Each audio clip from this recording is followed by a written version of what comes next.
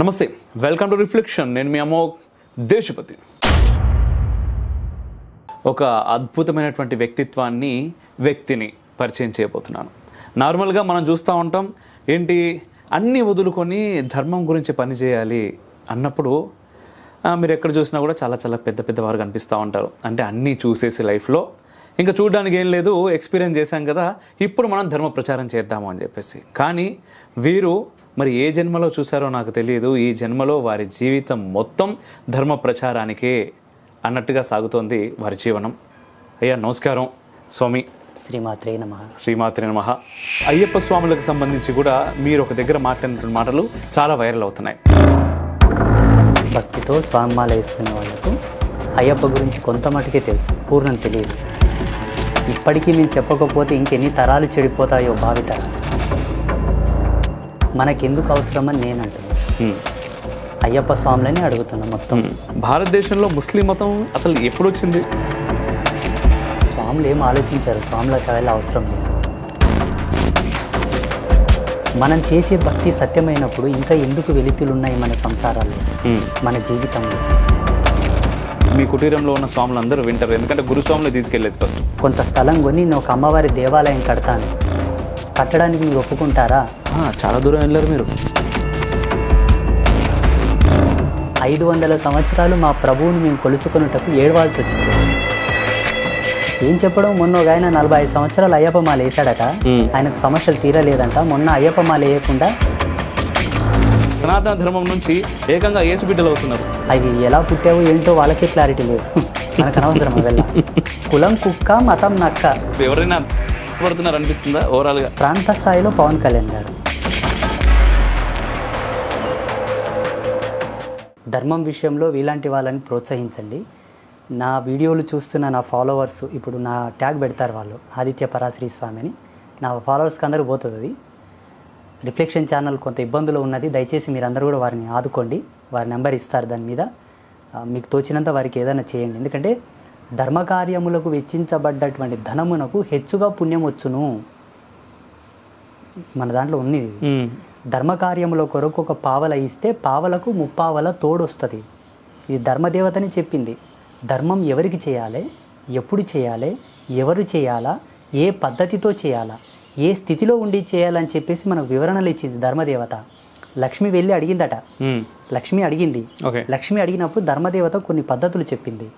అందులో ఒక ప్రథమ భూమికి ఏంటంటే, ఇటువంటి ధర్మపరులకు సహాయం చేయండి, ధర్మం నిలబడుతుంది కదా. మీరు ఇచ్చిన ధనమునకు కాస్తో కొరతో పుణ్యం వస్తుంది, మీ వంశావళి ఎంతో సుఖ సంతోషాలతో ఉంటుంది. ఇది సత్యం. వారికి ఇప్పుడు ప్రస్తుతం ఇబ్బందులు ఉంది, ఇక్కడ కొంచెం ఉక్కబోస్తుంది. నేను కూడా శ్రీపీఠం తరపు నుంచి వారికి ఏదైనా హెల్ప్ చేయాలని కూడా ప్రకటించాను. మేము తప్పకుండా చేస్తాం. Thank you. అంబాత్రయ క్షేత్రం తరపు నుంచి ఇక్కడ ఏదైనా మేము చేస్తాము. ఎందుకంటే చాలా రోజుల నుంచి వాళ్ళు కూడా చూస్తున్నారు, వచ్చిన ప్రతి గెస్ట్ చెమటలతో. మా పీఠం తరపు నుంచి మేము చేస్తాం. ఒక సన్యాసిని, తాపసిని, ప్రపంచం సమాజం అంతా అడుక్కొచ్చి నేను సేవ చేస్తున్నా. మీరు కష్టపడేవాళ్ళు, మీరు కూడా ఏదైనా సేవ చేయండి. ధర్మాన్ని కాపాడే వాళ్ళని మీరు కాపాడండి, ధర్మం నిలబడుతుంది.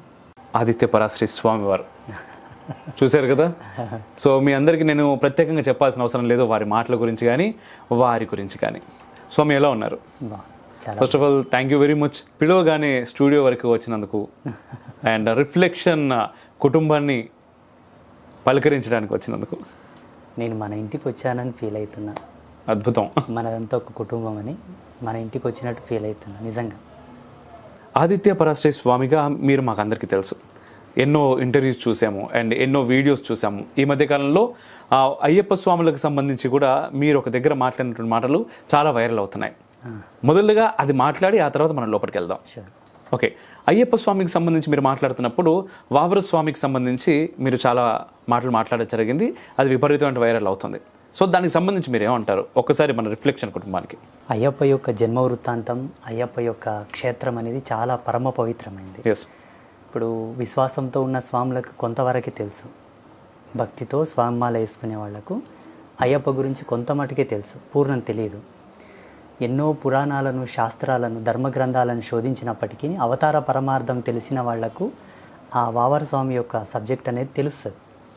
ఆయన ఎవరు, ఎందుకు అక్కడ అది నిలబెట్టారు, దేని కోణంతో దాన్ని మొక్కిస్తున్నారు అందరి చేత. ఎన్నో భావాలు ఉన్నాయి, ఎన్నో నమ్మకాలు ఉన్నాయి. విశ్లేషకులు ఏం చెప్తారంటే ఇది మత సామరస్యానికి ప్రతీక అనుకోండి. అయ్యప్పకు ఆయనకు ఒక అనుబంధం ఉంది. సో అయ్యప్ప వరం ఇచ్చాడు, మనం తప్పకుండా ఆయన దర్శనం చేసుకొని వెళ్ళాలని ఎన్నో నమ్మకాలు చెప్తారు పెద్దలు. చెప్పేవాళ్ళు ఎన్ని నమ్మకాలు చెప్పినప్పటికీ మాకు సత్యం తెలుసు కాబట్టి వచ్చి మాట్లాడడానికి ముందుకు వచ్చాము. ఇప్పుడు ఇప్పటికీ మేము చెప్పకపోతే ఇంకెన్ని తరాలు చెడిపోతాయో, భావి తరాలు. ఇప్పటికే చాలా వరకు అందరూ ఏం తప్పు చేస్తున్నారో చూస్తున్నాం అందరం. ఇక ముందు ఎవరు తప్పు చేయకూడదని మేము ఆ మాట చెప్పడం జరిగింది. ఇప్పటికదే చెప్తున్నా, మనది పరమ పవిత్రమైనటువంటి ధర్మం. ఒక వెంట్రుక మోపేటంత స్థాను కూడా లేనటువంటి అపవిత్రపు చర్యలు మన దాంట్లో లేవు. మన ధర్మం మనకి ఇచ్చింది. ఎందుకు ఈ అసాంఘికమైనటువంటి పద్ధతి అని నాకు నచ్చదు. ఓకే, అక్కడ ఉన్నది ఏంటన్న విషయాల్లో ఎవరికి క్లారిటీ లేదు. మాకు క్లారిటీ ఉంది కాబట్టి చెప్పాలి కదా. అందుకోసం మీ ద్వారా మరొకసారి మన రిఫ్లెక్షన్ చూడండి. వాళ్ళ విశ్వాసాలు వాళ్ళకు ఉండవచ్చు, వాళ్ళ ధర్మం పట్ల వాళ్ళకు నమ్మకాలు ఉండవచ్చు, అది వాళ్ళకు సంబంధించింది. మనకెందుకు అవసరమని నేను అంటున్నా. అయ్యప్ప ఇవ్వలేంది ఆయనేమి ఇస్తున్నాడని నేను అంటున్నా. అసలు చరిత్రలో ఎందరో నిజం ఉందంటారు. నిజానిజాలు మనకు అవసరం లేదు. వాస్తవానికి నువ్వు భక్తి అనే ఒక కోణంలో అక్కడ వెళ్తున్నావు కాబట్టి అక్కడ ఏం భక్తి ఉందని నేను అడుగుతున్నా.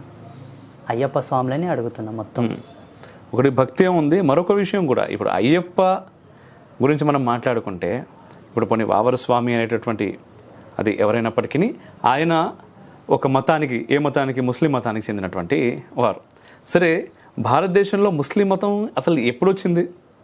ఎన్ని సంవత్సరాల క్రితం వచ్చింది? అసలు అయ్యప్ప ఎప్పటివాడు? అయ్యప్పకి ఇప్పుడు వచ్చినటువంటి ఇది ఈ 1500-1600 సంవత్సరాల క్రితం వచ్చినటువంటి ఈ ముస్లిం మతంలోని ఒక వ్యక్తికి ఏ రకంగా రిలేషను, ఏ రకంగా స్నేహితులు అవుతారు వాళ్ళు? ఇదొకటి. రెండవది, అదే ఆ వాబర్ ఆ దర్గాకి వెళ్ళినప్పుడు, లోపలికి వెళ్ళినప్పుడు అక్కడ కూర్చునే వ్యక్తులు కూడా వాళ్ళే ఉంటారు. వాళ్ళు ఎవరు కూడా స్వామియే శరణమయ్యప్ప అని నువ్వు ఒక శరణం చదువుతున్నప్పుడు వాళ్ళు ఎవరు కూడా శరణమయ్యప్ప అనరు. పోనీ ఆ సరౌండింగ్స్లో ఎక్కడైనా స్వామికి సంబంధించిన శరణాలు ఏమైనా రాసుంటాయంటే ఏం రాసుండవు. అక్కడ ఇంకో నోటీస్ బోర్డు ఉంటుంది. ఆ నోటీస్ బోర్డు నిజంగా చెప్తున్నాను స్వాములు, అక్కడికి వెళ్తున్న వారు దయచేసి గమనించండి. ఆ బోర్డు పైన ఏముంటుంది అంటే సుప్రీం మొత్తం ఒకడే దేవుడు అని ఉంటుంది. మరి ఆ దేవుడు ఎవరు? మీరు ఒకసారి ఆ దర్గాలోకి లోపలికి ఎంటర్ అయినప్పుడు మీరు దేన్ని నమ్మితే లోపలికి వెళ్తున్నారు అనేది కూడా ఒకసారి స్వాములందరూ కూడా ఆలోచించుకోవాలి. స్వాములు ఏం ఆలోచించారు? స్వాములకు వెళ్ళే అవసరం లేదు. భక్తి అనేది ఒక పరిపూర్ణమైన విద్వత్తు శిఖామణి. మేము చదివిన మా అనుభవం. భక్తి వల్ల మానవ జన్మ పరిపూర్ణం కావాలి, వెలితి ఉండకూడదు. మనిషి జన్మ పరిపూర్ణం కావాలి, వెలితి ఉండకూడదు. మనం చేసే భక్తి సత్యమైనప్పుడు ఇంకా ఎందుకు వెలితులు ఉన్నాయి మన సంసారాల్లో, మన జీవితంలో? ఇది క్వశ్చన్ మార్క్. ఇక్కడ సాక్షాత్తు పరంజ్యోతి స్వరూపుడైనటువంటి అయ్యప్ప తీర్చలేనిది ఆ దర్గాలో మీకేం దొరుకుతుంది అని ఒకటి ప్రశ్న. పోనీ దొరుకుతుంది, వెళ్తారు. శాస్త్రీయత ఏమైనా ఉన్నదా?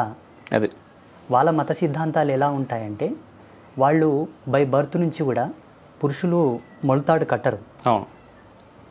మన సనాతన ధర్మంలో పురుషుడు అనేవాడు మొలతాడు కట్టకపోతే శారీరక ధర్మసూత్రాలను అనుసరించి ఆయనను పురుష భాగం లోపలికి తీసుకోరు. పూర్ణత్వంతో జన్మతః పురుషుడే, పరివర్తనలోకి తీసుకోరు. శాస్త్రాల్లో దాని నిర్వచనం ఉన్నది. మొలతాడుకి వాళ్ళ యొక్క మత సాంప్రదాయాలను అనుసరించి వాళ్ళ మహిళలు బొట్టు పెట్టరు. మన సనాతన ధర్మంలో పుట్టినప్పుడు బిడ్డకు షోడశ సంస్కారాలలో ప్రథమ భాగమైనటువంటి సంస్కారంలోనే బొట్టు పెడతారు. ఫస్ట్ ఆరంభంలోనే. అక్కడి నుంచి అంతిమ సంస్కారం అంత్యేష్ట అయ్యేటప్పుడు బొట్టు తూడుపుతారు. ఇక్కడ బొట్టు పెట్టి అక్కడ బొట్టు తూడుపుతారు. అంటే ఎంత అర్థమో అంతరార్థం ఉండి ఉండవచ్చు దాంట్లో. మీ జీవన శైలికి, మీ కట్టు బొట్టుకు, అక్కడ ఉండేటటువంటి దర్గాకు 1% అన్న సింక్ ఉందా? పోలికలు ఉన్నాయా? ఆత్మవిమర్శ చేసుకోండి ఒకసారి. పోనీ పోలికలతో పని లేదు స్వామి, మేము అక్కడికి వెళ్ళడం ద్వారా మాకు మంచి జరుగుతుంది అని మీరు అనుకుంటే, అయ్యప్ప కన్నా వావారు గొప్పవాడా? నువ్వు ఎవరికి మాల వేశావు? ఎవరికి దాసోహం చెప్పడానికి వెళ్తున్నావు? ఇప్పుడు సేవకుని సేవిస్తున్నావా, ప్రభువుని సేవిస్తున్నావా? అద్భుతమైన. ప్రభువు కన్నా సేవకుడే గొప్పవాడు అంటావా? ఏ విధంగా గొప్పవాడు? దేంట్లో గొప్పవాడు? అది మీరు తేల్చుకోవాల్సింది. సరే, తెలియక వెళ్ళారు, ఇంతకాలం జరిగింది, ఇప్పుడు తెలుసుకోండి. విషయ పరిజ్ఞానం మీకు లేకపోవచ్చు, భగవంతుడు మాలాంటి వాళ్ళతో చెప్పిస్తున్నాడు. అంతే. దైవం మానుష రూపేణ అనే సూక్తి ఉన్నది కదా మన ధర్మంలో. ఆ అయ్యప్ప స్వామి మాలాంటి వాళ్ళ హృదయ సీమలో వసించి మీరు చెబితే వింటారని మాతో చెప్పిస్తున్నాడేమో, గ్రహించగలగాలి కదా. ఎస్. ఇప్పుడు చరిత్రకారులు వావర్ అనే వ్యక్తి ఒక ట్రైబ్ పర్సన్ అని కొందరు చెప్తున్నారు, కొందరేమో అయ్యప్ప భక్తుడే ఆ విధంగా మారాడు, మారిన తర్వాత అక్కడ సమాధి చేయడం జరిగిందని కొందరు చెప్తున్నారు. చరిత్ర పలు విధాలుగా కొందరు అయ్యప్ప స్వామి స్నేహితుడు అని చెప్తున్నారు. అది పక్కన పెడదాం. మేము సత్య సనాతన ధర్మపు యొక్క వారసులుగా శాస్త్రీయమైనటువంటి అన్ని మూలాలను విశ్లేషించిన వ్యక్తులుగా మేము చెప్తున్నాము. దయచేసి వావర స్వామి దర్గాకు మొక్కకండి. మొక్కితే మీ దీక్షలు నశ్వరం, మీ దీక్షలు సఫలం కానట్టే, అయ్యప్ప అనుగ్రహం మీకు రాదు. ఎందుకంటే అక్కడ ఉన్నది ఒక సమాధి. దీక్షనేమో పరమ పవిత్రమైనది, సమాధిని చూసి మళ్ళీ అయ్యప్పని చూడడం ఎలా? పోనీ అయ్యప్పని చూసి వచ్చిన తర్వాత సమాధిని చూడడం ఎలా? నిజం. ఇది ఎందుకో మన దీక్షను, మన యొక్క సత్యాన్ని కనుమరుగు చేసి డైవర్ట్ చేయడానికి ఏర్పాటు చేసిన కోణం అనుకోవచ్చు. ఖచ్చితంగా అలాగే అనిపిస్తుంది. కుట్ర. ఈ కుట్ర నుంచి ఇకనైనా మనం బయటపడాలి కదా. ఖచ్చితంగా బయటపడాలి. ప్రతి హిందువు దీన్ని తెలుసుకొని, అయ్యప్ప మాల వేసుకునే ప్రతి అయ్యప్ప కూడా దీన్ని గ్రహించి ఇక ముందు ఈ తప్పు చేయవద్దు. ఒక ఆజన్మాంత బ్రహ్మచారిగా నా రిక్వెస్ట్ అందరికీ. స్వామి ఖచ్చితంగా చూశారు కదా. ఖచ్చితంగా మీరు చాలామందికి చెప్పే ప్రయత్నం చేయరు. మీ చుట్టూ ఇట్లాంటి వ్యక్తులు ఉంటారు చాలామంది గురుస్వాములు. ముఖ్యంగా మీరు చెప్తే మీ దగ్గర ఉన్నటువంటి మీ కుటీరంలో ఉన్న స్వాములు అందరూ వింటారు. ఎందుకంటే గురుస్వాములు తీసుకెళ్ళేది ఫస్ట్. సో గురుస్వాములందరికీ మా విజ్ఞప్తి అనుకోరు దీన్ని. మరికొంతమంది సంఘ సంస్కర్తలు, సమాజ ఉద్ధరకు, అది వేరే లెవెల్. ఇక సమాజ శ్రేష్టం కోరే వాళ్ళు ఏమంటారంటే ఇది లౌకిక దేశం అని, వాళ్ళు ఇది మత సామరస్యం అని, మనమందరము భాయి అని కలిసిమెలిసి ఉండాలని ఇది పెట్టారండి, మీరు ఇట్లా మాట్లాడొద్దు, ఇంతకాలం కలిసి ఉన్న మా భావాలు విడిపోవడం మీకు సమంజసమేనా అని నన్ను చాలామంది ఫోన్ల ద్వారా పరామర్శించారు. నన్ను భాయి చారా అనేది ఇక్కడ ఒక్కడు ఉంటే సరిపోదు, ఒకవైపు నుంచి ఎప్పుడు కూడా ఉండదు. అజ్మీర్ దర్గా ఉన్నది. నేను కూడా అజ్మీర్ దర్గా పక్కలో ఒక కొంత స్థలం కొని నేను ఒక అమ్మవారి దేవాలయం కడతాను. కట్టడానికి మీరు ఒప్పుకుంటారా? ఒప్పిస్తారా? చాలా దూరం వెళ్ళారు మీరు. బేసిక్గా కడప దర్గా లోపలికి బొట్టు పెట్టుకొని లోపలికి వెళ్తుంటే ఆపి బొట్టు తూడిపేసి లోపలికి తీసుకెళ్తారు. బొట్టు తూడిపేయాలి, పైన టోపీ పెట్టుకోవాలి. భాయే కదా. పోనీ ఇంకా వాళ్ళ దేవుణ్ణి దర్శించుకోవడానికి వెళ్ళడానికి కూడా వాళ్ళ దానికి సంబంధించే మనం పాటించాలి. వేర్ వి ఆర్ అంతే. అది మనం మనకొకటి ఉంటే సరిపోదు, వాళ్ళకు కూడా ఉండాలి. అప్పుడు మేము స్వీకరిస్తాం, మేము స్వాగతిస్తాం. సనాతన ధర్మం అంటేనే ఈ ప్రపంచంలో ఉండే సర్వమానవాళి సౌభ్రాతృత్వాన్ని కోరుకునేది. సర్వమానవాళి, అందులో వాళ్ళు మనం అందరం మానవులమే. చీలికలు మీరు పెడుతున్నారు కాబట్టి మేము కూడా పెట్టక తప్పదు. ఇప్పుడు అటు నుంచి వచ్చినప్పుడు ఖచ్చితంగా ఇటు నుంచి వస్తుంది. అది కూడా ఉన్నది ధర్మంలో. ముందు ఈ సామరస్యము, ఈ బుజ్జగింపులు, ఈ లాలింపులు ఉండవు. మీరు పెడతామన్నా మేము ఉండం. బేసిక్గా ఏంటంటే అలవాటు చేసిర్రు కాబట్టి ఈ మాత్రం ఉంది. ఎగ్జాక్ట్లీ. ఇప్పుడు కొంచెం తెలుసుకుంటున్నారు. హిందూ సమాజం నిద్ర లేస్తున్నది పాపం. మా పెద్దలు చనివిచ్చారు కాబట్టి 500 సంవత్సరాలు మా ప్రభువుని మేము కొలుచుకున్నటకు ఏడవాల్సి వచ్చింది. ఎంత 72 మంది సాధువులు నిరాహార యోగులుగానే వెళ్ళిపోయారు. ఆ స్వామివారి యొక్క దేవాలయం గురించి, శ్రీరామచంద్ర ప్రభువుల దేవాలయం గురించి 72 మంది స్వామీజీలు మాకు తెలుసు. ఆల్ ఇండియా సాధు సంత పరిషత్తులో నేను మెంబర్ని. మేము స్వామీజీల మందరం కలిసి సమావేశం చేసుకుంటాం, మాట్లాడుకుంటాం. 72 మంది స్వామివారి దేవాలయం కడితే చూడాలని ఆశతో నిరాహార యోగులుగానే వెళ్ళిపోయారు. వాళ్ళ ఉసురు ఊరికే బోదులే, అనుభవిస్తారన్నీ. దైవం అనేవాడు సత్యమైతే, మీరు కొలిసే దేవుడే సత్యమైతే, ఈ హింసకు మీరు చేస్తున్నటువంటి ఈ అఘాయిత్యాలకు చెల్లించుకోక తప్పదు. ఇది సత్యం, భారీ మూల్యం, వడ్డీతో సహా. అయితే ఇక్కడ మన సనాతనులు గ్రహించాల్సిన అంశం ఏంటంటే మత సామరస్యం అనే పదము వాడవద్దు. వాడవలసి వస్తే మనకన్నా దౌర్భాగ్యులు వేరొకరు ఉండరు ఇంకా సమాజంలో. కళ్ళుండి తోవ వెతుకుతున్న వాళ్ళలాగా అయిపోతాం మనం. మీరే అర్థం చేసుకోండి. వాళ్ళు స్వీకరిస్తే మనం స్వీకరిద్దాం, ఖచ్చితంగా. వాళ్ళు స్వాగతిస్తే మనం స్వాగతిద్దాం. దానిలో మనం ఆల్రెడీ స్వాగతిస్తూనే ఉన్నాం ఇన్ని రోజుల నుంచి. ఇక చాలు, స్వాగతించాము కూడా. అందుకోసం ఇట్లా తయారైంది దరిద్రం. ఇక చాలు, ఇక ముందు మనం ఆ తప్పు చేయొద్దు. ఇంకొక విషయం ఏంటంటే మనకి ఏమి దాపురించిందని వెళ్ళాలి. ఏం తక్కువైంది ఈ ధర్మంలో? ఏం తక్కువ నీకు అర్థం కాక, అది అర్థమైనా నీకేం తక్కువైంది? నీ అజ్ఞానం కాకపోతే, నీ మూఢనమ్మకం కాకపోతే, ఇక బాగా తెగించి చెప్పాల్సి వస్తే మన బలుపు. ఇప్పుడు ఇంట్లో తినడానికి తిండి వీధిలో పోయి మన్ను బుక్కాడంట వెనకడికి ఎవడో అచ్చం మన్ను బాగుందని. అట్లే ఉన్నది పరిస్థితి. మన్ను మాట పక్కన పెట్టండి, మన్ను కన్నా హేయమైనది బుక్కుతున్నారు మీరు అక్కడికి వెళ్ళి. అనకూడదు, ఇంకెందుకు అనడం, ఆ దౌర్భాగ్యం అంతా. నిజం. అందుకే కళ్ళు తెరవండి. మేము చెప్పినా వినకపోతే ఇక భగవంతుడే శరణాగతి. ఆయన రావాలి శంఖచక్రాలు వేసుకొని అప్పుడు చెప్పాలి మీకు. మేము చెబితే వినకపోతే. ఇప్పుడు వేదాంత సత్యము వీళ్ళకి తెలియదు ఎవరికి? మన హిందువులకు. ప్రతి ఒక్కరు వేదాన్ని చదవలేరు, దాన్ని అర్థం చేసుకోలేరు. ఈనాడు పండితావరణ్యులు కూడా వేదాన్ని సంపుష్టికరమైనటువంటి పద్ధతిలో గ్రోలలేరు, అంటే అర్థం చేసుకోలేరు. ఏదో ఒక శాఖను చదువుతారు, ఒక్కొక్క శాఖను చదివేసి దాని మీద వాళ్ళు పౌరోహిత్యము ఏదో యజ్ఞయాగాది ఏదో చేస్తూ అలా కాలం గడిపేస్తుంటారు. వేదాంత సత్యాన్ని వడబోసిన తర్వాత పరిపూర్ణతతో తర్కం చేస్తే తప్ప మన ధర్మం మనకు అర్థం కాదు. నిన్న మొన్న పుట్టిందా చెప్పడానికి? మొన్న పుట్టింది ఈరోజు పురుడు పోసుకున్నది రేపు చెప్పడమా? లేకపోతే ఒక గ్రంథానికి పరిమితమైందా? ఒక దేవుడికి పరిమితమైందా? ఒక నమ్మకంతో నిలబడేదా? ఏమని వర్ణించగలము, ఎలా అని చెప్పగలం? ఇన్నింటిని సమిష్టి చేసుకొని చెబుతున్న వాళ్ళ యొక్క జ్ఞానాన్ని స్వీకరిస్తే మీరు పరిపూర్ణులు అవుతారు. అండ్ దీనిపైన ఎంతోమంది దాడులు చేసి మళ్ళీ దీనికి అన్ని వక్ర భాష్యాలు. ఎంతో ఇష్టం నాకు సంస్కృతం అని చెప్పి మన దేశానికి వస్తాడు, సంస్కృతం పైన PhD చేస్తాడు, వేదాన్ని నేను ఆంగ్లీకరిస్తా అంటాడు వాడికి అర్థమైనటువంటి సంస్కృతంతో. దాన్ని మనం చదివి అరే సంస్కృతంలో మీ వేదంలో ఇది తప్పు ఉందని చెప్పి వీడు కూడా మాట్లాడతాడు. ఇది మన పరిస్థితి. ఓకే స్వామి, ఇట్లా మాట్లాడుకుంటే పోతే ఇంకా చాలా విషయాలు ఉన్నాయి మాట్లాడడానికి. అయితే దానికంటే ముందు మీ గురించి. ఇప్పుడు నాకు అంటే పర్టికులర్గా మాకు కానీ మీడియా వ్యక్తులకు కానీ లేదా కొంతమంది జనాలకు కానీ మీరు బాగా ఇప్పుడు మన చిలుకూరు కార్యక్రమంలో, చిలుకూరు దేవాలయంలో స్వామివారు చిలుకూరు రంగరాజన్ గారు మునివాహన సేవ ద్వారా ఆ రోజు అది మీరే అనే విషయం నాకు తర్వాత తెలిసింది. మిమ్మల్ని మీ వీడియోస్ నేను చూస్తూ ఉన్నప్పుడు అరే వీరు వారు ఒకరే అనే విషయం. అయితే స్వామివారు మిమ్మల్ని తమ భుజాలపైన ఎక్కించుకొని గుడి లోపలికి తీసుకెళ్లారు. ఆ రోజు కార్యక్రమం అంతా చాలా అద్భుతంగా జరిగింది, రైట్? అయితే దాని గురించి మనం మాట్లాడుకోబోయే ముందు ఆదిత్య పరాశ్రీ స్వామి ఇప్పుడు మీరు ఇప్పుడు ఏంటి సన్యాసాశ్రమం తీసుకున్నారా? దండము అటువంటివి ఏం లేదు, మీరు ఎటువంటి దాని కిందకి వస్తుంది అసలు మీది? మాది అతి గుప్తమైన శ్రీ విద్య, మూల శ్రీ విద్య. మా పరంపరలు ఇప్పుడు లేవు. ఒక 1500 సంవత్సరాల కాలం ముందే లుప్తమైపోయాయి. ఆచరణలు లేదు, ఎవరో అక్కడక్కడ ఉన్నారు కానీ వాళ్ళు బయటికి రారు. మనకేంటి, స్క్రీన్ మీద కనిపించిన వాళ్ళే పరిచయస్తులు. ఈ కాలం బట్టి స్క్రీన్ మీద కనిపించిన వాళ్ళే పరిచయస్తులు ఇప్పుడున్న సమాజానికి. కానీ అవతల పెద్ద ప్రపంచం చాలా పెద్ద ప్రపంచం తెలియదు. అయ్యో, మా పరంపరకు సంబంధించిన వాళ్ళు అయితే లేరు, ఉన్నారు కొంతమంది, కానీ వాళ్ళ స్క్రీన్ మీదకి రాలేదు. అందరికీ సుపరిచితులు అంటే మన గుజరాత్లో ఒక స్వామీజీ ఉండేవారు, వాళ్ళు శివైక్యం చెందారు. 82 సంవత్సరాల వరకు నిరాహార యోగిగా ఉండేవాళ్ళు, అంబాజీ మాత భక్తులు. శ్రీమాన్ నరేంద్ర మోదీజీ గారు కూడా వెళ్ళి వారి దర్శనం చేసుకొని వచ్చారు. ప్రహ్లాద్ జానీ అని వారి పేరు కొడితే గూగుల్లో ఫొటోస్ వస్తాయి. ప్రపంచవ్యాప్తంగా ఎన్నో దేశాల నుంచి శాస్త్రవేత్తలు వచ్చి కూడా వారి మీద రీసెర్చ్లు చేశారు.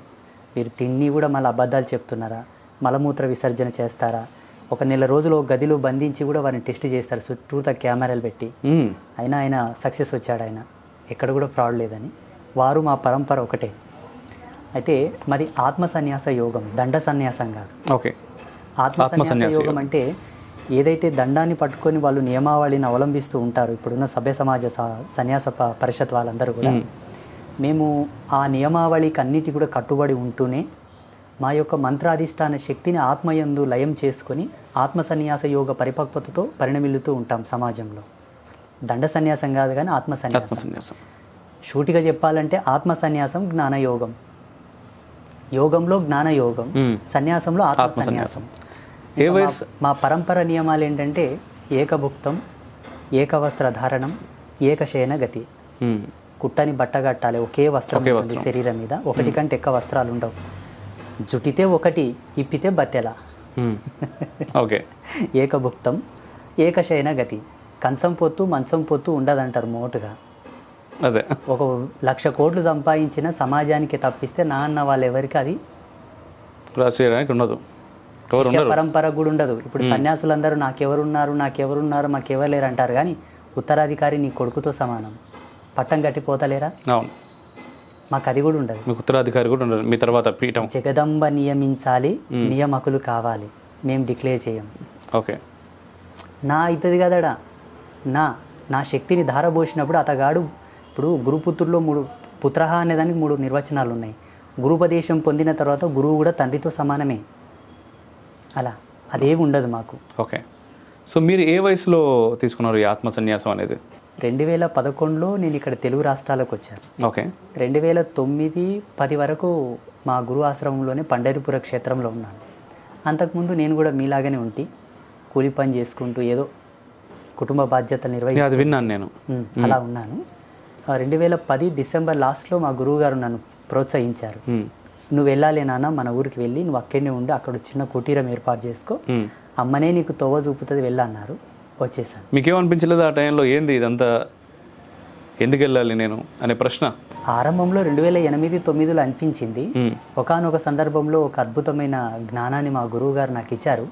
అక్కడ నుంచి ఇంకా ప్రశ్నలు లేవు. సో అదేంటో మేము తెలుసుకోవచ్చా? ఆత్మజ్ఞానానికి సంబంధించిన మూలమైన రహస్యాలు కొన్ని చెప్పారు. జీవ బ్రహ్మైక్యవాదం అని అంటారు. పరమాత్మ సత్యం, అది వర్ణించడం కన్నా అనుభవించడం శ్రేష్టం. ఎంత చెప్పినా ఆ రుచి మీకు దొరకదు, మీరు స్వీయ అనుభవంతో తీసుకుంటే తప్ప దాని యొక్క సత్యం బోధపడదు. ఇప్పుడు పూర్ణ ఎరుకలోకి వచ్చాను నేను. అంటే మానవవాదాన్ని విడిచి దైవత్వవాదంలోకి వచ్చేసాను కంప్లీట్గా. ఇది సత్యం కాదు, ఇదే సత్యం అనే నమ్మకం వచ్చి అప్పుడు స్వతంత్రుడని దృఢంగా ఉండి ఇంకా కంప్లీట్గా ఆధ్యాత్మిక మార్గంలోకి వచ్చాను, సత్య మార్గంలోకి వచ్చాను. ఓకే. ఇప్పుడు పేరెంట్స్ ఎక్కడ ఉంటారు? అమ్మ నాన్న ఊళ్ళోనే ఉంటారు. ఇల్లు ఉంది, వాళ్ళకి పొలం ఉంది, వాళ్ళ జీవనం వాళ్ళు ఆశ్రమం దగ్గరకు వస్తుంటారు అప్పుడప్పుడు. వాళ్ళు హ్యాపీగా ఇప్పుడు మిమ్మల్ని చూస్తూ? ఎందుకంటే ప్రతి ఒక్కరు కూడా, అంటే తల్లిదండ్రులు ఎప్పుడు కూడా పిల్లల యొక్క ఉన్నతిని కోరుకుంటారు. ఉన్నతి అంటే వాళ్ళ ఉద్దేశంలో ఏంటి, డబ్బు ఒకటి అయితే కుటుంబం, పెళ్లి కావాలి, ఆ తర్వాత మనవలు మనవరాలతో వీళ్ళు ఆడుకోవాలి. వాళ్ళకి వెలితి ఉంటే బాధపడతారు కదా. ఇప్పుడు అన్న ఉన్నాడు, అన్నకు పెళ్ళి అయింది, పిల్లలు ఉన్నారు. తమ్ముడు ఉన్నాడు, పెళ్ళి అయింది, పిల్లలైండు.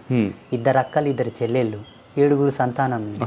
6 సస్యశ్యామలంగా వాళ్ళ కళ్ళ ముందు కలకలలాడుతూ ఉంటే నేను ఒక్కడిని లేదన్న వెళితే ఎలా ఉంటుంది? పోని ఉన్నా వాళ్ళకి నేను చెప్పాను నా బాధ్యత, నా జన్మ వృత్తాంతం, పూర్వ వృత్తాంతం, మా గురువు యొక్క వాక్కు ఆజ్ఞ, నా యొక్క మూలమైనటువంటి ప్రయాణం అని చెప్పిన తర్వాత వాళ్ళకి క్లారిటీ వచ్చేసింది. ఇంకా అర్థం చేసుకున్నారు వాళ్ళు. మరి ఇప్పుడు ఒక సినిమాని చూసిన తర్వాత నీతి తెలుస్తుంది కదా, వాళ్ళకి మొత్తం సినిమానే చూపించాలి. చెప్పాను నేను, by birth biography and past biography, future biography అంతా చెప్పాను. చెప్పిన తర్వాత వాళ్ళు అర్థం చేసుకున్నారు, మా తప్పు అయిపోయింది తప్ప, ఇంకా నీ ఇష్టం ఎలాగైనా ఉండు. పూర్వాశ్రమంలో మీ పేరేంటో తెలుసుకోవచ్చా? చెప్పకూడదు కానీ చెప్పాలి, మీరు అడిగారు, అందరికి తెలియాలి. నా పుట్టినప్పుడు మా అమ్మ నాన్న తొట్లాలే ఉయ్యాల లేచినప్పుడు అంజప్ప అని పేరు పెట్టారు. ఓకే. తర్వాత స్కూల్లో ఆంజనేయులు, అక్కడ వరకు వెళ్ళేటప్పటికి ఆంజనేయులు. మా గురువు గారు కొంచెం నామధేయాన్ని మార్చి ఇది ఇచ్చారు ఇప్పుడు. అయితే మీ ద్వారా కర్మ సిద్ధాంతం గురించి మాకు కొంత తెలుసుకోవాలని ఉంది. కర్మ సిద్ధాంతమే సత్యము. కర్మ సిద్ధాంతం ఎలా సత్యం అంటే, వేదవతిగా ఉన్న సీత, మొదట వేదవతిగా ఉన్న సీత తర్వాత సీతగా మారింది.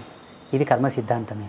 తను ఇచ్చిన మాట ప్రకారంగానే రావణుని యొక్క గృహమునందు పుష్పములలో జన్మించి రావణ బ్రహ్మ యొక్క మరణానికి కారణమవుతానన్న కారణమై సీతగా జన్మించింది. ఇది కర్మ సిద్ధాంతం. దశావతారాలు కూడా అంతే కదండి. ఇప్పుడు జయ విజయులను వీళ్ళు శపించుట ఏమిటి, వీళ్ళు శపిస్తారని శ్రీహరికి తెలియదా?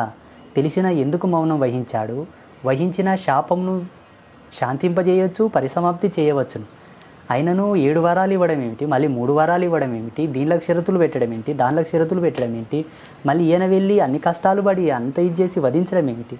ఇదంతయు సృష్టి నియమావళిలో ఉండేటటువంటి ధర్మబద్ధమైన జీవన పద్ధతి. దీని కర్మ సిద్ధాంతం అన్నాము. ఓకే. అయితే మీరు ఇంతకుముందు కూలి పని చేస్తూ ఉండేవారు అన్నారు. మరి ఓకే, అంటే మీ గురువు గారు మీకు చెప్పిన తర్వాత ఇటువైపు వచ్చారు, పూర్తిగా ఆత్మ సన్యాసం తీసుకున్నారు, స్వీకరించారు, రైట్? అయితే ఈ జ్ఞానం అంతా, అంటే మీరు అప్పుడు ఇంతకుముందు చిన్నప్పటి నుంచి ఈ దేవుడి పైన మీకు, అంటే అప్పుడు ఉన్నటువంటి ఇప్పుడు ఉన్నటువంటి యాంగిల్ ఏదైనా మారిందా? మీ దృక్కోణం, మీ దృష్టికోణం దేవుడి పైన? సర్వసామాన్యమైన జీవన విధానం. యాజ్ ఏ కామన్ పర్సన్, ఎప్పుడైతే మా గురువు గారు దేవి మూల మంత్రాన్ని చెవిలో ఊది చేతిని శిరస్సు మీద ఉంచి దివ్యాత్మైన శక్తిపాతాన్ని చేశాడో అప్పుడు మొత్తం మారిపోయింది. ఇంకా నేనే పోల్చుకోలేకుంటుంటే కొన్ని సందర్భాల్లో ఏం చెప్తున్నాను నేను, ఏం చేస్తున్నాను అన్నది నాకే క్వశ్చన్ మార్క్ ఉండేది. అంటే మీరు ఇదంతా ఎక్కడ చదువుకోలేదా? చదవడానికి టైం ఏడుందండి. ఆ పొద్దున్న 6 గంటలకు పోతే రాత్రి 8 అయింది. ఇప్పుడు కదా ఆ సమయంలో కూడా మేము గురువుకు శుశ్రూష చేసిన భాగ్యం లేదు, గురువుకు సేవ చేసిన అదృష్టం లేదు. పొదరసానం పని చేయలే, సాయంత్రం 1 గంట పోయి కూర్చోలాడ భజన్లో. మళ్ళీ తొందరగా ఇంటికి వచ్చి అంత బువ్వ తినాలి, పడుకోవాలి, మళ్ళీ పొద్దున్నే పనుకోవాలి కదా. సో దేవుడిని నిర్వచించమంటే ఎలా నిర్వచిస్తారు మీరు? భగవంతుని నిర్వచించలేము మనము, భగవంతుని ఎప్పటికీ నిర్వచించలేము. దేవుడు ఉన్నారా అని చెప్పేసి ఎవరైనా అడిగారు, ఆ ప్రశ్నకి సమాధానం? భగవంతుని నిర్వచించడం కాకుండా భగవంతుని యొక్క సత్యాన్ని మనం చెప్పవచ్చును. ఏంటి భగవంతుని సత్యం అంటే, ఈ ప్రపంచంలో మనకు కనిపిస్తున్న ఈ రంగురంగుల ప్రపంచం ఎంత సత్యమో అంతకన్నా 1,000,000 రెట్లు సత్యం భగవంతుడు. 1,000,000 రెట్లు. ఇది అసత్యమైనప్పుడు దేవుడు అసత్యం కాడు. మళ్ళా ఇది సత్యమని అది సత్యం అనలేం మనం. ఇది అసత్యం అవ్వచ్చు, కానీ ఈశ్వరుడు అసత్యం కాలేడు. తను సత్యం, సనాతనం భగవంతుడు. భగవంతుడు రూపానికి సంబంధించిన వాడు కాదు, ఇది ఫస్ట్ పాయింట్. భగవంతుడు భావానికన్నా అతీతమైన వాడు. రూపం ఎలా అవుతుంది? భగవంతుడు భావానికన్నా అతీతమైన వాడు, రూపానికి ఎలా దొరుకుతాడు? ఉపాధి యోగంతో మనకు ఒక రూపాంతకంగా చూయించాలి కాబట్టి పలు రూపాలుగా బాసిల్లాడు మన కోసం. మన కోసం ఇప్పుడు ఒక సూక్ష్మజీవిని చూపాలంటే ఒక పరికరం ఎలా అవసరమో, భగవత్ లీలలను, భగవంతుని సత్యాన్ని మనకు తెలియపరచడానికి పలు అవతారాలతో వచ్చాడు ఆయన. కానీ ఒక అవతారంతో ఆయన నిలబెట్టలేము, ఒక నిర్వచనంతో నిర్వచించలేము. మనం నిర్వచిస్తే ఆయనకు లిమిట్ ఉంటుంది, నిర్వచిస్తే ఆయనకు లిమిట్ ఉంటుంది. But God is limit person కాదు కదా. సో ఇంతమంది దేవుళ్ళు ఎందుకు అని చెప్పి చాలామంది మాట్లాడుతూ ఉంటారు. ఎక్కడైనా మీ దగ్గర కూడా చాలాసార్లు ఈ ప్రశ్న రావచ్చు, ఎందుకు సనాతన ధర్మం అంటారు, హిందుత్వం అంటారు, మీ ఇంతమంది దేవుళ్ళు, మళ్ళీ ఆ దేవుళ్ళకు భక్తులు, ఆ భక్తులు మళ్ళీ దేవుళ్ళ గురించి కొట్టుకుంటారు. అరే ధర్మమే అటు ఇటు అవుతున్నదిరా స్వామి అంటే, ధర్మం గురించి కాదు, నా దేవుడు గొప్ప అంటే నా దేవుడు గొప్ప అని. వీటన్నిటిని మీరు ఎట్లా చూస్తారు? గొడవ అజ్ఞానం వల్ల మొదలవుతుంది, ఆశావాదం వల్ల మొదలవుతుంది. సనాతన ధర్మంలో ఇవి రెండు లేవు. ఉంటే ఇప్పుడు ఎన్నో ఋషి పుంగవుల శాఖలు ఉన్నాయి మనకు. ఋషుల యొక్క శాఖలతోనే గోత్రములు వచ్చాయి మనకు. ఒక్కొక్క ఋషి అద్భుతమైనటువంటి జ్ఞాన సంపన్నుడు, జ్ఞానమని కూడా చెప్పకూడదు, దార్శనికుడు. ఆయన యొక్క దర్శనాన్ని, దార్శనికతను మనం ఈ కాలజ్ఞానంతో, ఇప్పుడున్న కాల పరిమితితో మనం పోల్చాల్సి వస్తే ఇది తుచ్చము. ఈ టెక్నాలజీ, ఇప్పుడున్నటువంటి ఈ సైన్స్, ఈ డాక్టరేట్లు, ఈ డాక్టర్లు, ఈ విజ్ఞాన శాస్త్రవేత్తలందరూ తుచ్చము. ఒక గుమ్మడికాయ దిష్టి తీసి పాడేసిందని కూడా వాల్యూ కాదు. అటువంటి వాళ్ళు సంఘీభావంతో సామరస్యంగా మెలగలేదా? కొన్ని కోట్ల సంవత్సరాల నుంచి వస్తున్నటువంటి పరంపర. నా అనుభవం ప్రకారంగా, నా విద్యా నైపుణ్యంతో నేను చెప్తున్నాను, 570 కోట్ల సంవత్సరాల నుంచి వస్తున్నది అనుకుందాం. ఎలా పోల్చుతావు చెప్పండి? ఇదంతా ఆశావాదం, అజ్ఞానం. హిందువులదే, వేరే మతాల హిందువులదే. ఎందుకంటారు అలాగా? చెప్తున్నాను కదా, ఆశావాదం. అక్కడ ఏదో దొరుకుతుందని, ఇంకొక దేవుడు వస్తే ఈ దేవుని లోపల ఏదో జరుగుతుందని, మళ్ళీ కొన్నాళ్ళు ఆ దేవుని వలన వాళ్ళకి ఏది జరగలేదని ఆ దేవుని విడిచిపెట్టి ఇంకొక దేవుని పట్టుకోవడం, ఇదంతా ఆశావాదం కాదు. వాళ్ళకి ఏం చెప్తారు మీరు? ఏం చెప్పడం? మొన్న ఒక ఆయన 45 సంవత్సరాలు అయ్యప్ప మాల వేసాడట, ఆయనకు సమస్యలు తీరలేదంట. మొన్న అయ్యప్ప మాల వేయకుండా శివమాల వేసుకున్నాడు. ఇంకొక ఆయన వచ్చాడు, 25 సంవత్సరాలు శివమాల వేసాడంట, ఆయనకు బాగా అవ్వలేదంట. అంబాత్రయ్య క్షేత్రానికి వచ్చి నాకు అమ్మవారి మాల వేయండి అన్నాడు. ఇది వరకు ఏదన్నా ఆధ్యాత్మికంగా నీకు ప్రవేశం ఉన్నదా అని అడిగితే, అయ్యో 25 సంవత్సరాలు నేను శివదీక్ష చేశానండి, మరి నాకు మంచి జరగలేదేమో, నాకు కష్టాలు ఉన్నాయి, నాకు బాధలు ఉన్నాయి, అనారోగ్య సమస్యలు ఉన్నాయి. యూట్యూబ్లో మీరు దీక్షా ప్రదానం గురించి విన్నాను, మీతో దీక్ష గ్రహిస్తే మంచిగా అవుతుందని చెప్పారు కదా, మీరు దీక్ష ఇవ్వండి, నాకు మంచి జరగాలి అన్నాడు. నీకు మంచిగా అవుతలేదు, దీక్ష చేసుకోవద్దని చెప్పాను నేను. ఏమన్నారు వారు? మీరు చెప్పారు కదండి మంచిగా అవుతుంది అని చెప్పాను. మంచిగా అవుతుంది, నీవు క్లారిటీగా ఉంటే మంచిగా అవుతుంది. నీకు క్లారిటీ అనేది లేదు కాబట్టి ఈ దీక్ష కూడా నీకు ఫలించదు, వేసుకోవద్దని చెప్పాను. ఇటువంటి సమాజం ఉన్న ఈ ఇప్పుడున్నటువంటి పరిస్థితుల్లో దేవునికి సరి అయిన స్థానాన్ని ఇవ్వడం కూడా కష్టమే. ఒక హ్యూమన్ సైకాలజీ ప్రకారం నేను మాట్లాడేది, మనకు అందంది ఏదో దొరకాలి, కావాలి. ఇప్పుడు పిల్లలకి, స్టూడెంట్స్కి ఎప్పుడు గుర్తుకొస్తారు దేవుడు? ఎగ్జామ్స్ అప్పుడు గుర్తుకొస్తారు, లేకపోతే రిజల్ట్స్ అప్పుడు గుర్తుకొస్తారు. తల్లిదండ్రులకి పిల్లలకు ఉద్యోగాల కోసమో, పెళ్ళిళ్ళ కోసమో, పెళ్ళిళ్ళు అయితే పిల్లల కోసమో, మళ్ళీ ఆ పిల్లలకి పెళ్ళిళ్ళ కోసమో, దీనికోసం ఈ వ్యవస్థ అంతా కూడా మీరు ఇంత ఆశ అది అన్నారు కదా, ఆ ఆశ గురించే దేవుడు. ఇక్కడ ఒకటి ఉంది, అదృష్టం కొంత ఏంటి అంటే, మీ దగ్గరకు వచ్చినటువంటి శిష్యులు ఎవరైతే ఉన్నారో, అయ్యప్ప మాల నుంచి శివమాల, శివమాల నుంచి అమ్మవారి మాలకు వచ్చారు. కానీ మేము చూస్తున్నటువంటి జనాలు ఎట్లా అయిపోయారంటే, హిందూ మతం నుంచి, సనాతన ధర్మం నుంచి ఏకంగా యేసు బిడ్డలు అవుతున్నారు. సో ఇక్కడ దీన్ని మనం ఎలా కాన్కర్ చేయొచ్చు? వాళ్ళకును మనకును, మీకు నాకు, వాళ్ళకు, చూసే వాళ్ళకు, కోట్ల ప్రజానికానికి మనకు క్లారిటీ. భగవంతుడు కష్టాలు తీర్చేటటువంటి బ్రోకర్ కాడు, ఫస్ట్ పాయింట్. భగవంతుడు కోరికలు తీర్చే వేశ్య కాదు. థర్డ్ పాయింట్, భగవంతుడు ఆటవికం కాదు. ద ఫోర్త్ పాయింట్, భగవంతుడు ఎన్నటికీ మానవ జ్ఞానానికి దొరికేవాడు కాదు. ద ఫిఫ్త్ పాయింట్, నీ జ్ఞానంతో భగవంతుని శక్తిని కొలవవద్దు. ఈ 5 అంశాలు అండర్లైన్ చేసుకోండి. ఇంకొకటి, ధర్మసింధువులో క్లియర్గా చెప్పి ఉన్నారు, నువ్వేం అడుగుతావు, అడిగినా నువ్వు ఒక తోన మిగిలిపోవాల్సిందే. నువ్వు అడగొద్దు, నువ్వు కర్మ చెయ్యి, అనగా సత్కర్మలు చెయ్యి, ధర్మమైనటువంటి కర్మలు చెయ్యి, ఫలితాన్ని నాకు వదులు, నా స్థాయికి తగ్గట్ల నేను ఇస్తా అన్నాడు భగవంతుడు. గీతాచార్యుల వారు అదే చెప్పారు. నువ్వు అడగొద్దు, నువ్వు చెయ్యి. వ్రతాలు చేస్తావా, దీక్షలు చేస్తావా, నోములు చేస్తావా, యజ్ఞాలు చేస్తావా, హోమాలు చేస్తావా, నువ్వు చెయ్యి. ధర్మాన్ని అనుసరించి సన్మార్గం వైపు నడుస్తూ సత్కర్మలు చెయ్యి. ఫలితం నాకు వదిలయ్యా, నేను ఇస్తాను. ఇంత ఇచ్చిన ఈ సృష్టి ప్రజాపతినైనా నాకు తెలియదా నీకేమి ఇవ్వాలో, నేను ఇస్తాను, నువ్వు నాకు వదులు. నీ జ్ఞానంతో నువ్వేం అడుగుతావు? పోనీ ఒక ఉద్యోగం అడిగావు, అక్కడికి నీ జీవితం అయిపోదు కదా. పిల్లల్ని అడిగావు, 10 మంది పిల్లల్ని ఇచ్చాను, అయిపోదు కదా. ఏం అడుగుతావు నువ్వు? ఎన్ని అడిగినా నువ్వు ఒకతో ఆగిపోవాల్సిందే. అందుకే నువ్వు అడగొద్దు, నువ్వు చెయ్యి, నేను ఇస్తాను అన్నాడు. ఇది సత్యం. ఇది ఎరగని మానవులు నువ్వు ఏసి నమ్ముకుంటే ఏంటి, అల్లా నమ్ముకుంటే ఏంటి, ఎవరిని నమ్ముకుంటే ఏంటి? భగవంతుడు మనిషికి అవసరం. నేను అవసరం లేదని, అవసరం. మనోవిజ్ఞాన వైఖరిని కనుక మనం పట్టి చూస్తే, జీవధర్మ సిద్ధాంతం ప్రకారంగా 84 లక్షల జీవరాశులు పుట్టిన ఈ సృష్టిలో మనం పుట్టాం. 83 లక్షల జీవరాశులు పూజలు చేయవు కదా, చేస్తున్నాయా? లేదు. ఒక్క మానవుడు మాత్రమే చేయగలుగుతున్నాడు. అంటే జీవధర్మ సిద్ధాంతం నుంచి ఒక పరివర్తన వైపు మనం వచ్చినట్టు, ఒక తొలిమెట్టు ఎక్కినట్టు. పూజల వలన మిగతా ఏవీ కాదు. ఈ కెమెరాలు కనిపెట్టడము, ఈ శాటిలైట్లు కనిపెట్టడం, ఈ ఏరోప్లేన్లు కనిపెట్టడం, నీ స్థాయిలో నువ్వు కనిపెట్టావు. తక్కిన జీవరాశులు వాటి స్థాయిలో అవి ఎన్నో ఎక్స్పెరిమెంట్లు చేస్తున్నాయి. మనకు తెలియదు, అది మనకు తెలియదు. మనకన్నా సాహసవంతమైనటువంటివి అవి కనిపెడుతున్నాయి, సృష్టిని నడిపిస్తున్నాయి. దేంట్లో మానవుడు గొప్పవాడంటే విద్వత్తు ప్రకారంగా, జ్ఞానం ప్రకారంగా, ఒక స్పిరిచువాలిటీ లెవెల్స్లో మాత్రమే మనిషి ఒక అడుగు ముందుకు వేయగలిగాడు, పరివర్తనలోకి వచ్చాడు. అది గర్వకారణం. దాన్ని అంతటితోనే పెట్టాలి. మళ్ళీ దాన్ని మూఢత్వంలోకి తీసుకెళ్ళి దాన్ని ఇంకో నమ్మకంతో ముడిపెట్టి వాల్యూస్ లేకుండా చేయొద్దు. షార్ట్కట్లో చెప్పాలంటే మన ధర్మం గురించి మనం చెప్దాం, వేరే మతాల గురించి మనకు సంబంధం లేదు. అవి ఎలా పుట్టావో ఏంటో వాళ్ళకే క్లారిటీ లేదు, మనకు అనవసరం అవెల్లా.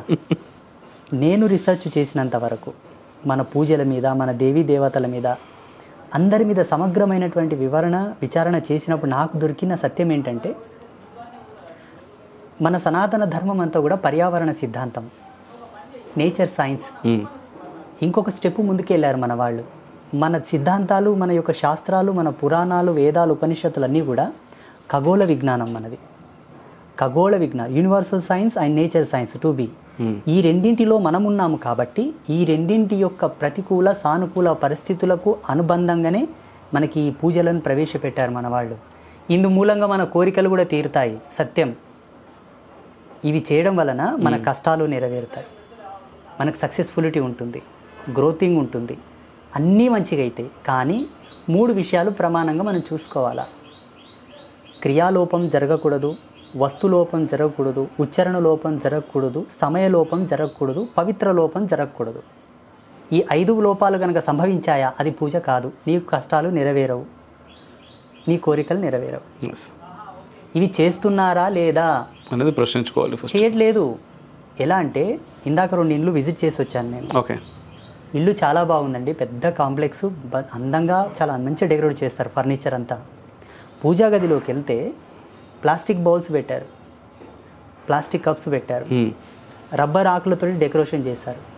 భగవంతుని సిద్ధాంతంలో అది లేదు కదా. శాస్త్రీయమైన సాంప్రదాయకమైనటువంటి మెటల్స్ మాత్రం అక్కడ ఉండాలి. దిక్కుమాలిన ఫోటోలు అందించి స్టోరేజ్ చేశారు. ఎన్నో విగ్రహాలు తెచ్చిపెట్టారు, రకరకాల విగ్రహాలు. మనకు దైవ పంచాయతనం ప్రకారంగా కదా నీ పూజా మందిరం ఉండాల్సింది.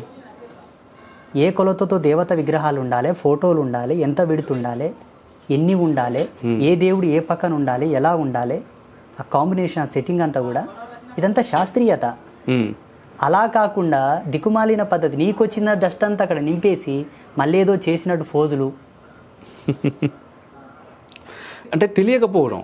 తెలియనివాడు హిందువు కాడు. హిందువు అనే వానికి నిర్వచనం ఏంటంటే పరిపూర్ణమైన జ్ఞాన సంపన్నుడే హిందువు. అదే అయితే ఏమైందంటే మనకు అలంకారం. అది అలంకారం, వాస్తవం, నేను ఒప్పుకుంటాను, దాంట్లో అటువంటి సందేహం లేదు నాకు. కానీ ఇక్కడ ఏమవుతుందంటే వేరే మతాల విషయానికి వచ్చేసరికి చెప్పేవాళ్ళు చాలామంది ఉన్నారు. ఆధ్యాత్మిక కేంద్రాల విషయానికి వచ్చేసరికి ఒక దేవుని దర్శనం చేసుకోవాలంటేనే పాపం వీడికి చాలా కష్టం. ఒక పెద్ద దేవాలయం ఉంది, నేను మంచిగా దర్శనం చేసుకొని రావాలి అనుకునేటటువంటి ఒక లోయర్ మిడిల్ క్లాస్ వ్యక్తి ఉంటే, ఎందుకంటే బికాస్ ఆఫ్ ఎండోమెంట్ డిపార్ట్మెంట్ అదొకటి అనుకోవచ్చు. అండ్ ఎవరైతే చెప్పేవాళ్ళు ఎవరున్నారు, ఈరోజు మీలాంటి కొంతమంది చెప్తుండొచ్చు, కానీ నేను చెప్తాను, ఇదే తెలుగు రాష్ట్రాల్లో ఒకప్పుడు ఒక 10 సంవత్సరాల క్రితం మట్టుకి 15 సంవత్సరాల క్రితం మట్టుకి సన్యాసులు అనగానే మనకు కనిపించేవాళ్ళు, మాట్లాడేవాళ్ళు. ఈరోజు ఎవరైనా సన్యాసి వచ్చి ఆన్ స్క్రీన్ మీడియా ముందుకు వచ్చి సనాతన ధర్మానికి ఏదైనా అవుతున్నదంటే గట్టిగా మాట్లాడడానికి ముందుకు రాలేకపోతున్నారు. ఎందుకు రాలేకపోతున్నారు? టార్గెట్ చేస్తున్నారు, టార్గెట్ అయిపోతున్నారు. టార్గెట్ అంటే వాళ్ళని ఏ రకంగానే చేయొచ్చు, ఏదైనా చేయొచ్చు. పోనీ నార్మల్ వ్యక్తులు అంతేందుకు, నేనే ఉన్నా యూట్యూబ్ ఛానల్ ద్వారా మేము దాదాపు మనం ఇంత సంవత్సరంన్నరనే కదా స్వామి, మీరే అన్నారు ఇంతకుముందు కాంక్లేవ్ కూడా చూసాము, లాస్ట్ అయింది లైవ్ మొత్తం చూశానని. సో మనం మా కాంక్లేవ్ సంవత్సరం అవుతుంది, అంతకుముందు 6 నెలలు, అంటే సంవత్సరంన్నర అయింది మన ఛానల్ స్టార్ట్ చేసి. దాదాపు 8 నెలల నుంచి యూట్యూబ్ నుంచి ₹1 లేదు మనకి. అంటే ధర్మం గురించి మాట్లాడితే ఏది మన భారతదేశంలోనే, మా గురించి అయితే పక్కన పెట్టండి, పిక్చర్ లైట్ అనుకోండి, సన్యాసులని టార్గెట్ చేస్తున్నారు, మాట్లాడకూడదు అంటున్నారు. అటో ఇటో ఏమైంది, కొన్ని జనరేషన్స్ ఒక గ్యాప్ వచ్చింది. కొన్ని జనరేషన్స్కి ఏమైంది అంటే మన తాత ముత్తాతలకి మీరు అన్నట్టుగా జ్ఞానం ఉంది, ప్రతి విషయం పట్ల స్పష్టత ఉంది. మీరు అన్నట్టుగా దేవాలయంలో ఏముండాలి, ఇంట్లో దేవాలయంలో పంచాయతన విగ్రహం ఎట్లా పూజ చేసుకోవాలనే విషయం కూడా తెలుసు. కానీ అక్కడ నుంచి నెక్స్ట్ లెవెల్కి వచ్చేసరికి అది మిస్ అయింది, ఎందుకంటే మన మీద జరిగినటువంటి దండయాత్రలు. బట్ ఈరోజు ఆ అవసరం చాలా ఉంది, చెప్పడానికి మనుషులు లేరు. తల్లిదండ్రులు అడిగితే వాళ్ళకి తెలియదు పాపం. ఈ మొత్తాన్ని ఎట్లా ఫీల్ అవ్వచ్చు అంటే ఇది ఖచ్చితంగా నా ప్రశ్న, ఇది అంతకుమించి వేరే ఏం లేదు. ఏ దేవాలయంకి వెళ్ళినా అక్కడ ఒక పీఠాధిపతి, ఒక స్వామీజీ ఉన్నారనుకోండి, వారిని 2 విషయాలు అడగాలి. అయ్యా, మేము పలానా సాంప్రదాయకులం, అనగా శైవులమో వైష్ణవులమో, వాళ్ళకి ఇష్టమైన దేవి యొక్క పరంపర విధానానికి సంబంధించిన వారి పూజని ఎలా మేము ఇంట్లో చేసుకోవాలి, పద్ధతి చెప్పండి. అది ఫస్ట్ అందరూ తెలుసుకోవాల్సిన విషయం. దాని తర్వాత పూజా మందిరంలో మేమంతా ఆధ్యాత్మికవాదులం, భగవత్ ప్రేరణతో బ్రతకాలనుకునే వాళ్ళం, బ్రతుకు ఈడ్చాలనుకునే వాళ్ళం, ఇండివిజువల్గా బతకాలని మాకు ఇష్టం లేదు, ఎంతసేపు ఉన్నా పరమాత్మ నీడలోనే బతకాలనుకునే వాళ్ళం. మేము ఎలా పూజించుకోవాలా తెలుసుకోవచ్చు. ఓపిక ఉన్నవాళ్ళు చెప్తారు, ప్రవచనకర్తలు ఉన్నారు, భాషకారులు ఉన్నారు, మా బోటి స్వామీజీలు కూడా ఉన్నారు, ఇండివిజువల్ పర్సన్స్. మీరు అన్నారు ఇప్పుడు సన్యాసాశ్రమంలో ఉన్నారు, దండ సన్యాసం. మేము దండం పట్టాలని మా గురువు గారు 6 నెలలు నన్ను ఇబ్బంది పెట్టాడు, తీసుకోండి తీసుకోండి తీసుకోండి అని. నేనే వద్దన్నాను. ఎందుకు? దానికి దీనికి తేడా ఏంటి? అది ఒక యూనిఫామ్ లాంటిదండి, దాన్ని వేసుకుంటే ఆ నియమాల కట్టుబడి ఉండాలి. సమాజంలో ఓ రిస్ట్రిక్షన్స్, మీకు అన్ని నియమాలు ఉండవు. ఇప్పుడు ఆత్మ సత్యమైనప్పుడు దేహభ్రాంతి ఎందుకు? నేను సన్యాసిని అన్నది నాకు తెలుసు, భగవతికి తెలుసు. దండం పట్టుకుంటేనే సన్యాసి అనవచ్చునా? రుజుధర్మాన్ని కట్టుబడి ఉండి ఋషి స్నానం ఆచరిస్తూ ఏదైతే పరంపరానుగతంగా ఉండేటటువంటి దీక్ష నియమావళి కట్టుబడి ఉన్నవాడే సన్యాసి. సత్ చిత్ 2 న్యాసం చేయాలి, అదే సన్యాసం. అవి చేయలేని వాళ్ళు ఎంతోమంది దండం పట్టుకొని తిరుగుతున్నారు ఇప్పుడు సభ్య సమాజంలో. నేనే చెప్తా, ఎంతమంది కావాలంటే అంతమందిని. నేను అలా ఉండదలుచుకోలేదు కాబట్టి ఇలా ఉన్నాను. మాలాంటి వాళ్ళు ఇండివిజువల్ స్వామీజీలు చాలామంది కూడా విడి సన్యాసులు ఉన్నారు. వాళ్ళ దగ్గరికి వెళ్ళి, అయా ఇది మా పద్ధతి, ఎలా దాని యొక్క పటిష్టమైనటువంటి నియమావళి కట్టుబడి కనుక వాళ్ళ ఇంట్లో పూజలు చేసుకుంటే తప్పకుండా వాళ్ళకు కష్టాలు తీరతాయి. కానీ లేదు, 99% మంది హిందువులకు క్లారిటీ లేదు. భక్తి అందరికీ ఉంది, కానీ క్లారిటీ అనేది లేదు. భక్తి ఉంది, ఒకటి క్లారిటీ లేదు, 2 ధర్మనిష్ట లేదు. ఇది ఇంకా ధర్మనిష్ట అనేది వేరేలేండి. పాపం 3 పూటలు గుడికి వెళ్ళి 3 పూటలు మొక్కి బొట్టు లేకుండా అసలు బయటకు రాకుండా ఉన్న వాళ్ళు కూడా, అరే పోనీ నీ సాటి హిందువుకి ఏదైనా అవుతుందన్నా రావడానికి భయం. ధర్మానికి ఇంకా గ్లాని అనేది ఇక పక్కన పెట్టుండే, అది ఇంకా పూర్తి, అది చాలా పెద్ద మాట అవుతుంది వాళ్ళ దగ్గర మాట్లాడితే.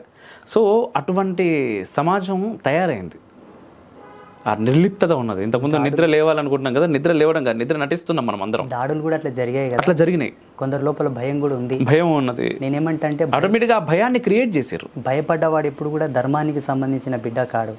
ధర్మంలో ఫస్ట్ స్టెప్పే తిరగబడడం. ధర్మంలో మొదటి భూమిక తిరగబడడం.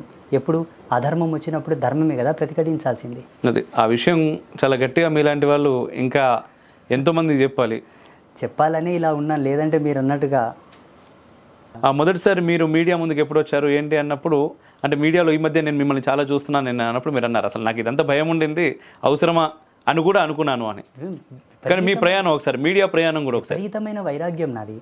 2010 చివరిలో డిసెంబర్లో నేను ఇక్కడికి వచ్చే 2011 ఇక్కడికి వస్తున్నానన్న ముందు మా గురువు గారు నన్ను ఒక మాట అన్నారు, చూడు నువ్వు అక్కడ వెళ్ళిన తర్వాత నువ్వు ఇలా ఉండాలంటే పోండి గురువు గారు అవేళ ఎవరు పాటిస్తారన్నాను నేను. అంటే అంత వైరాగ్యం, వారు చెప్పింది ధర్మకార్యం ఎందుకు లేండి అవేళ అన్నాను నేను. అటువంటిది నేనే ఇప్పుడు వారు చెప్పిన దానికన్నా ఒక 100 రెట్లు ముందుకు వచ్చి వల్ల చేస్తున్నాను అనమాట. దీనికి ఒక ఇన్సిడెంట్ కూడా జరిగింది, దాని కారణంగానే రావడానికి సాహసం చేస్తున్నాను. శ్రీమాన్ రంగరాజన్ గారు, ఆయన జీఆర్ స్వామి, చిన్న జీఆర్ స్వామి వారు నన్ను దొబ్బారు ఇక్కడ సమాజంలో. ఓకే, ఏమన్నారు అంటే ఎలాగా? మార్గనిర్దేశం చేశారు. వారు అన్నారు, లేదు స్వామీజీ మీరు మాట్లాడాలి, మాలాంటి వాళ్ళు మాట్లాడితే బ్రాహ్మణవాదం అంటారు, మనవాదం అంటారు, లేని వాళ్ళు మాకు అంటగడతారు, సత్యమే చెప్తాం మేము అసత్యం చెప్పాం కానీ ఏదో వంక అడ్డం పెడతారు, మీరు మాట్లాడండి, భగవంతుడు మిమ్మల్ని అందరికీ పుట్టించాడన్నారు. కొంచెం బల్బు వెలిగింది. ఎలాగంటే జాతివాదం మీద ఇప్పుడు దాడులు ఎక్కువ చేస్తున్నారు మన హిందువుల మధ్యలో కులాల వారిగా, వర్గాల వారిగా, ప్రాంతీయ వారిగా. అటువంటి తరుణంలో వాళ్ళు మాట్లాడాలన్నా ఏదో ఒకటి. ఇప్పుడు చూడండి, శ్రీమాన్ చిన్నజీయర్ స్వామి వారు సమ్మక్క సారక్క గురించి ఒక చిన్న మాట ఏదో అన్నారని ఆ మధ్యలో బాగా వైరల్ చేశారు. వారు అన్న కోణం వేరండి, అందులో లోతు ఎవరికి అర్థం కాలేదు. ఇప్పుడు ధర్మజ్ఞానం ధర్మనిష్ట అనేది అందరితో లేదు కాబట్టి అర్థం కాలేదు, మాకు అర్థమైంది, తప్పని లేరని నేను అనుకుంటున్నా. కానీ దాన్ని బాగా కాంట్రవర్ట్ చేసి చివరికి వారితో క్షమాపణ చెప్పాలని కూడా దాడులు చేశారు. అటువంటివి జరుగుతున్నప్పుడు వాళ్ళు ఎలా మనకు చెప్తారు జ్ఞానాన్ని? అందుకే మాలాంటి వాళ్ళం ఉన్నాం. ఓకే, మమ్మల్ని ఎవరు ఆపలేరు, ఆపాలని చూసినా మేము ఆగం, ఆపాలన్న ధైర్యం కూడా ఎవరికి లేదు. నార్మల్గా సనాతన ధర్మం అనగానే ముఖ్యంగా ఎక్కువగా టార్గెట్ చేసేది ఏంటి అంటే అంటరానితనం. మెయిన్ టార్గెటే అది. మీ దాంట్లో కులాల వారీగా విడిపోతారు, వాస్తవంగానే విడిపోతారు, కులాలే ముఖ్యం ధర్మం కంటే కూడా అనే దగ్గర నుంచి మెల్లిగా ధర్మమే అని చెప్పేసి జనాలు వస్తున్నారు, మాట్లాడుతున్నారు, ముందుకు వస్తున్నారు. చాలా హర్షణీయం అది.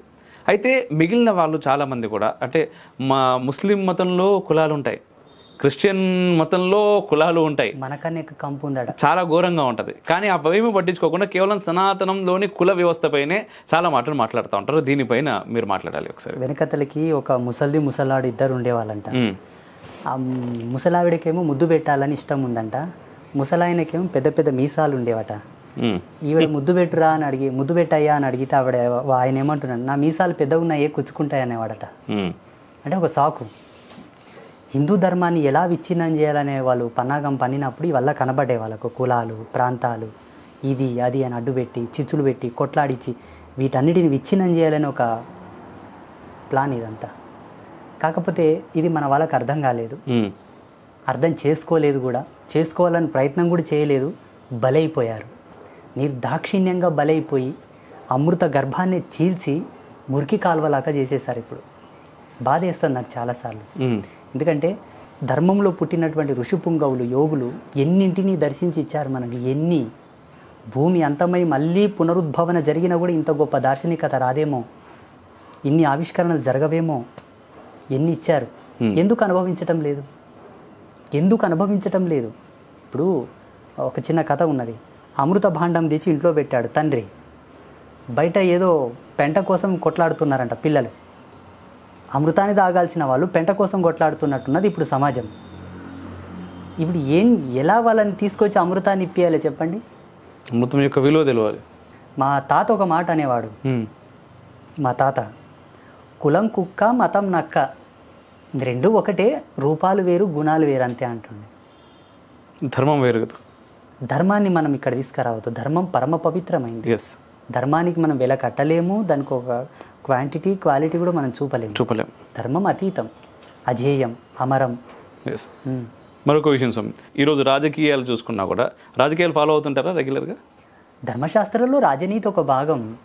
రాజకీయాలు చేయడం మనం అవసరం లేదు, దానికి సలహాలు సూచనలు ఇవ్వడం మాత్రం సాధువుల ధర్మమే. అంటే వాళ్ళు ఏదో వచ్చి మా కాళ్ళ మీద పడతారు, శుభమస్తు అంటాము. మీ ఫేవరెట్ పొలిటీషియన్ ఎవరు ప్రెసెంట్ ఉన్న దానిలో? ఎవరితో సంబంధాలు ఉండవు, ఎవరిని మేము నచ్చుకోము. ఎవరు ధర్మం పట్ల నిలబడతారో, ఎవరు ధర్మం కోసం నిలబడుతున్నారు అంటే ఎవరైనా ధర్మం కోసం నిలబడుతున్నారు అనిపిస్తుందా ఓవరాల్ గా? కేంద్ర స్థాయిలో నరేంద్ర మోదీ, ప్రాంత స్థాయిలో పవన్ కళ్యాణ్ గారు. పవన్ కళ్యాణ్ గారు నిలబడతారా? నిలబడ్డాడు, నిలబడితే మేము కూడా నిలబడతాం, నిలబడకపోతే ఇంకా ఆయన కర్మ. ఓకే, ఆయన నిలబడితే ఆయనతో పాటు మీరు నిలబడతారంటారా? ఇప్పుడు చెట్టుకు నీళ్లు పోసేవానికి ఒక బాధ్యత ఇచ్చేది, ప్రకృతి ఒక బాధ్యత ఇచ్చింది. నీళ్లు పోస్తున్నావు, కాయలు నీవేనా అని అడిగింది. ఇస్తే తీసుకుంటాను, లేకపోతే లేదన్నాడు. ఇప్పుడు ఆయన ధర్మానికి నీరు పోస్తున్న వ్యక్తి, సో నిలబెట్టుకోగలిగితే నీడనివ్వగలదు, దాని యొక్క ఫలాలు కూడా ఇవ్వగలదు. ఏదో కొన్నాళ్ళు నీళ్లు పోసి కొట్టేస్తానంటే ఏం చేయగలదు? ఎండలు నిలబడాలి పవన్ కళ్యాణ్. అంతే. సినిమాలు చూస్తుంటారా స్వామి మీరు మామూలుగా? సామాజికానికి అంటే సమాజ శ్రేష్టత్వానికి, సమాజ హితానికి పనికొచ్చే సినిమాలు కొన్ని మా పిల్లలు చూపిస్తుంటారు. స్వామీజీ మొన్న అఖండ సినిమా వచ్చింది చూడండి, దాంట్లో కొన్ని చిన్న చిన్న మూమెంట్స్ ఏవో ఉన్నాయని చూపించారు. దాని తర్వాత ఆదిపురుషు సినిమా, ఇది ఇలా చేశారు, మరి రావణుడు ఇలాగే ఉంటాడా, రాముడు ఇలాగే ఉంటాడా, సీతాదేవి ఇలాగే ఉంటుందా, ఒకసారి చూడండి అన్నారు. చూసాము. అట్లా ఏదైనా మెసేజ్ ఉంది, దాని పట్ల వివరణ కావాలనుకున్నప్పుడు చూస్తూ ఉంటాను.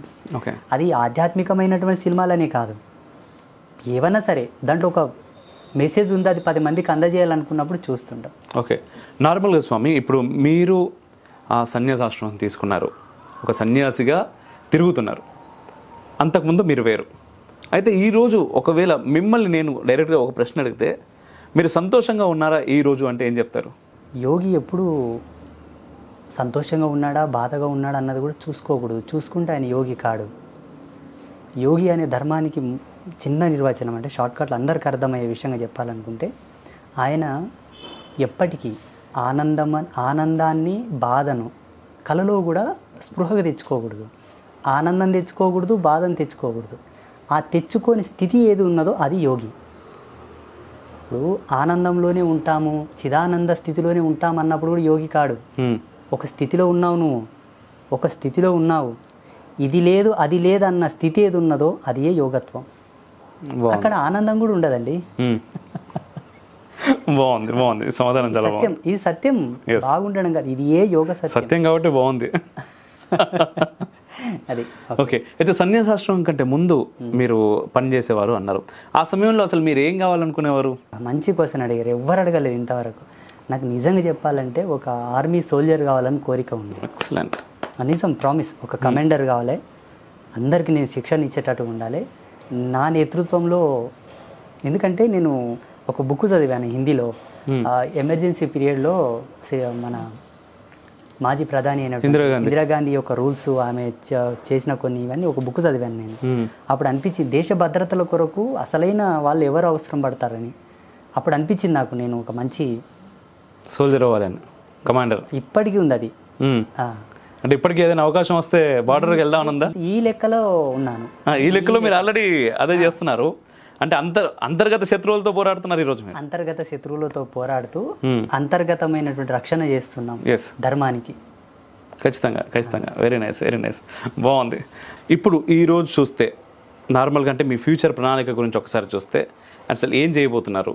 అంబాత్రయ క్షేత్రం అనేది ఒక అద్భుతం, ప్రపంచంలోనే ఒక వింత విచిత్రం ఇప్పటి వరకు. నౌ స్టిల్ అక్కడ ఉండేటటువంటి ముగ్గురమ్మలను, ఆ ముగ్గురమ్మలను ప్రతిష్ఠ చేసినటువంటి విధానము, అమ్మవారు అక్కడ స్థాపితమైనటువంటి ముహూర్త బలము, అదంతా కూడా ఒక అద్భుతం. అది అసలు వేదాంతంలో ఇన్ని అద్భుతాలు ఎలా ఉన్నాయి, ఎలా వచ్చాయి అన్నది కూడా నాకే అర్థం కాదు. బట్ అయ్యింది, అక్కడ ఆవిష్కృతం అయిపోయింది. ఇక ముందు ఫ్యూచర్ ఏంటంటే ప్రపంచవ్యాప్తంగా ఒక విధమైన దేవాలయ నిర్మాణం జరగలేదు, అది వెలితి మిగిలిపోయింది భూప్రపంచానికి. ఆ వెలితిని ఫుల్ఫిల్ చేయడం అన్నది నా లక్ష్యం. ఏంటో తెలుసుకోవచ్చా?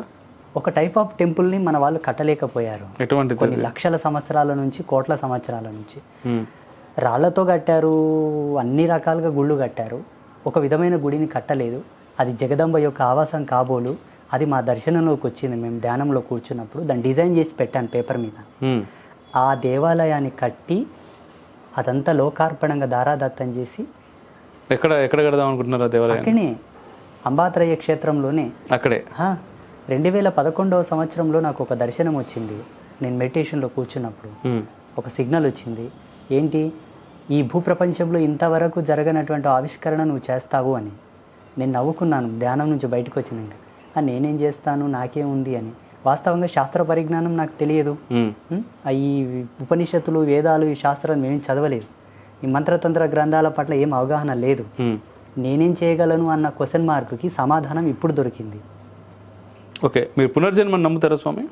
అందరికీ ఉంది పునర్జన్మ. శ్రీహరికే ఉన్నప్పుడు మనకు ఉండదా? ఉమ్, శివ పరమాత్మకే ఉన్నది పునర్జన్మ. పునర్జన్మ లేని వాళ్ళు ఒక్కరే, అమ్మ ఉమ్, జగదంబకే పునర్జన్మ లేదు. ఆవిడే స్వతంత్రురాలు. ఆమె మినహా ఈ సమస్త దేవతలకందరికీ పునర్జన్మలు ఉన్నాయి. బ్రహ్మకే పునర్జన్మ ఉన్నది. ఎన్ని బ్రహ్మకల్పాలు గడిచిపోయాయో, ఎన్ని మన్వంతరాలు గడిచిపోయాయో, ఎంతమంది బ్రహ్మలు వచ్చారో పోయారో, ఎంతమంది వచ్చిపోయారో, yes, yes. ప్రజాపతులు. దేవాలయాల గురించి మనం ఇంతకుముందు మాట్లాడుకున్నాం. మళ్ళీ ఒక్కసారి దాని గురించి. దేవాలయాలు ఎండోమెంట్ కబంధ హస్తాల్లో ఉన్నాయి, అది వాస్తవం. దాని ద్వారా జరుగుతున్నటువంటి లాభం కంటే కూడా నష్టం చాలా ఎక్కువ. రీసెంట్గా మనం తిరుమల తిరుపతి దేవస్థానం గురించి ఇష్యూ చూసుకున్నా కూడా అది చాలా దరిద్రం నార్మల్గా మాట్లాడాలి అంటే. సో దీని గురించి మీరేమైనా చేయబోతున్నారా? దేవాలయాలను గవర్నమెంట్ పరిధిలో ఉంచుతూనే దాని యొక్క విధులను నిధులను వాడుకునే హక్కుని ధర్మకర్తలకు ఇవ్వాలి. ఎవరికైతే పటిష్టమైన శాస్త్ర విశ్లేషణ ఉంటుందో, ధర్మం పట్ల పరిపూర్ణమైన జ్ఞానం ఉంటుందో, వేదాంత సత్యాన్ని నమ్మే వాళ్లకు మాత్రమే అధికారికతను ప్రసాదించాలి. మన దేవాలయాలు ప్రభుత్వాలే. ప్రభుత్వమే దేవాలయం, దేవాలయమే ప్రభుత్వం. ప్రభుత్వం మినహా ఉండేటివన్నీ కూడా మసీదులు, చర్చిలు. అవును, మనకు ఆ దౌర్భాగ్యం అవసరం లేదు. ఈ దేశం మనది. ఈ దేశంలో ఉండే రాజ్యాంగానికి అనుగుణంగా మనం ఉన్నాము. ఆ రాజ్యాంగానికి అనుగుణంగా ఈ దేశం ఉన్నప్పుడు ఈ దేశంలో ఉన్న దేవాలయాలు కూడా రాజ్యాంగబద్ధమే. అయితే అధికారికతను మాత్రం జగద్గురువులకు, పీఠాధిపతులకు, సన్యాసులకు అప్పగించాలి. ఎందుకంటే వాళ్ళు సర్వసంగ పరిత్యాగులు. వాళ్ళకి ఏ విధమైనటువంటి ఆశలు లేవు. ఎంతసేపు ఉన్నా దేవాలయాన్ని పరిరక్షిస్తూ, ధర్మ పరిరక్షణ చేస్తూ, వేద పరిరక్షణ చేస్తూ, సమాజ హితమునకు ఖర్చు పెట్టగలిగే యోగ్యత, ద్రష్టత్వం, దక్షత వీళ్ళలో ఉన్నది. ఈ రాజకీయ నాయకులతో ఉండదు. చిత్తమునకు ఒక మాట్లాడేవాళ్ళు, గడియకు ఒక మాట మాట్లాడేవాళ్ళు, సెకండ్కో విధంగా మనసు మార్చుకునేవాళ్ళు, వాళ్ళ లోక కళ్యాణం చేసేది. వాళ్ళ మీద వాళ్ళకే క్లారిటీ ఉండదు. ఇక్కడ ఏదైనా పార్టీలో అవమానం జరిగితే ఇంకో పార్టీకి పోతారు, అక్కడ ఏదైనా జరిగితే ఇంకో పార్టీకి పోతారు. రంగులు మార్చినట్టు పార్టీలు మార్చే వాళ్ళ సమాజ ఉద్ధరణ చేసేది. ఎప్పటికీ నిష్పక్షపాతంతో ధర్మం మీద నిలబడ్డ వాళ్ళ చేతికి ఇది ఇవ్వండి. వాళ్ళకి ఆ సమర్థత ఉన్నది, చేస్తారు వాళ్ళు. ఒక దేవాలయం మీద రూపాయి రావట్లేదంటే ఆ దేవాలయం జోలికి కూడా వెళ్ళరు పాపం. దేవాలయం మీద ఎప్పుడైతే డబ్బులు వస్తాయో అప్పుడే వెళ్తారు వాళ్ళు. ఇదే దౌర్భాగ్యాన్ని మార్చాలి అంటున్నారు. మార్చాలి, నిజం. నీకు ఆదాయం ఉందా లేదా, అక్కడ నుంచి డబ్బు వస్తుందా లేదా నీకు సంబంధం లేదు. రాజ్యాంగబద్ధంగా దేవాలయానికి నువ్వు కల్పించాల్సిన రక్షణ కల్పిస్తూ, ఆ దేవాలయానికి నువ్వు ఇవ్వాల్సినటువంటి శ్రమనిస్తూ, నీ సేవనిస్తున్నంత వరకే నీ బాధ్యత. రాజ్యాంగబద్ధంగా కూడా ఆర్టికల్ 30A కావచ్చు, ఆర్టికల్ 22 నుంచి 25 కావచ్చు, ఇవన్నీ కూడా మత స్వేచ్ఛ కావచ్చు, అండ్ ఇన్స్టిట్యూట్ స్కూల్స్ గురించి కావచ్చు, దేవాలయాల గురించి కావచ్చు, చాలా రకాలుగా వాళ్ళకు అనుకూలంగానే ఉన్నాయి, ఇతర మతాలకు అనుకూలంగానే ఉన్నాయి చెప్పాలి అంటే, మనకు కాకుండా.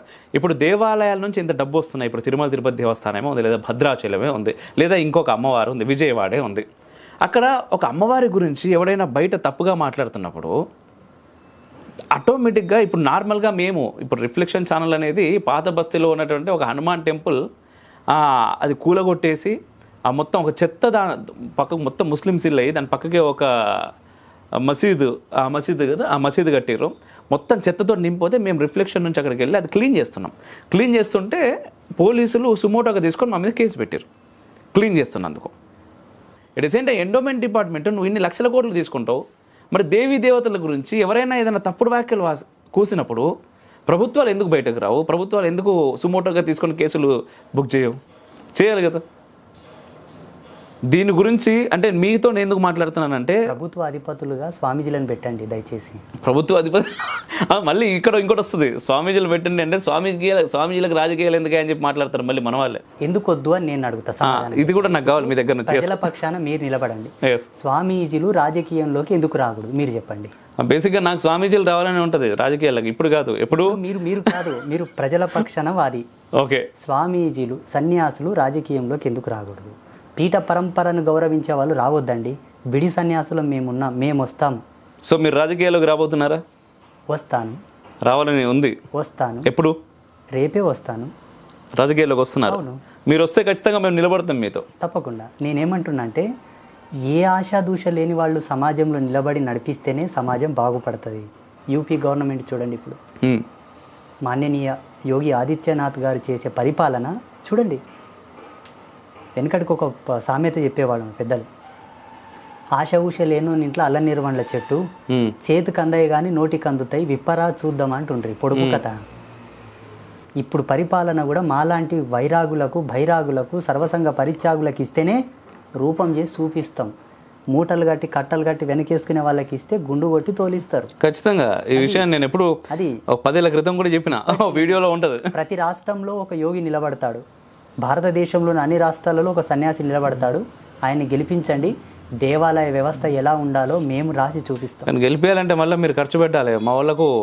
అంటే ముఖ్యంగా ఓటర్ల విషయం వస్తే దాళ్ళు ఏ విషయం అన్న పక్కన పెట్టారు, కానీ ఒక విషయంలో చాలా నిబద్ధతతోటి ఉంటారు. అట్ ద సేమ్ టైం మాట పక్క కోరనమాట. మన వాళ్లకు చెప్పేంత వరకు అలా ఉంటారండి. మన వాళ్ళు వాస్తవం చెప్పాలంటే హిందువులు ఒక గొప్ప లక్షణం. ఒక్కసారి వాళ్ళు ఫిక్స్ అయినారంటే ఎవరు మాటలు వినరు. నేను కూడా అదే చెప్తున్నా ఈ మధ్య హిందువులకి. తెలంగాణలో జరిగింది అదే. స్వామి హిందూగాళ్ళు బొందుగాళ్ళు అన్నదికే బొంద పెట్టి చూపలేదా? హిందువులు వాస్తవంగా ఒక పూటకు సోమరులైనను వాళ్ళు తిరగబడితే మాత్రం ఎవరు ఆపలేరు. తిరగబడితే ఎవరు ఆపలేరు, బట్ తిరగబడాలి. తిరగబడడం చాలా కష్టం. పడ్డారు కూడా. 50% అయ్యింది, 75% అయ్యింది అనుకుంటున్నారా మీరు నిజంగానే? 100% दावा के साथ कह सकता हूँ मैं 75% हो गया. सीरियसली 100% हुआ. अभी 80% भी होने वाला है. अब थोड़ा तो बचा है उत्तर भारत देश में, ठीक है, पर हो जाएगा. वो भी होएगा. हो गया अभी. వచ్చే ఇప్పుడు 2025 సంవత్సరంలో కుంభమేళ అవుతుంది కదా. కుంభమేళలో యావత్ సాధు లోకమంతా ఒక ప్రమాణం చేయబోతున్నది. అదే యాక్చువల్ దాని గురించి నేను అడగాలనుకున్నాను మిమ్మల్ని ఇంతకుముందు. అదే నేను అడగాలనుకున్నది. కుంభమేళాలో ఇప్పుడు జగద్గురు స్వామివారు ఒక మాట మాట్లాడారు, ఈ కుంభమేళాతో పాకిస్తాన్కు మూడిందని. మూడింది కాదు అసలు, వేరు. ఏం చేయబోతున్నారు ఈ కుంభమేళాలో? మేము ధర్మ సంస్థాపనకై సంకల్పం తీసుకుంటాం.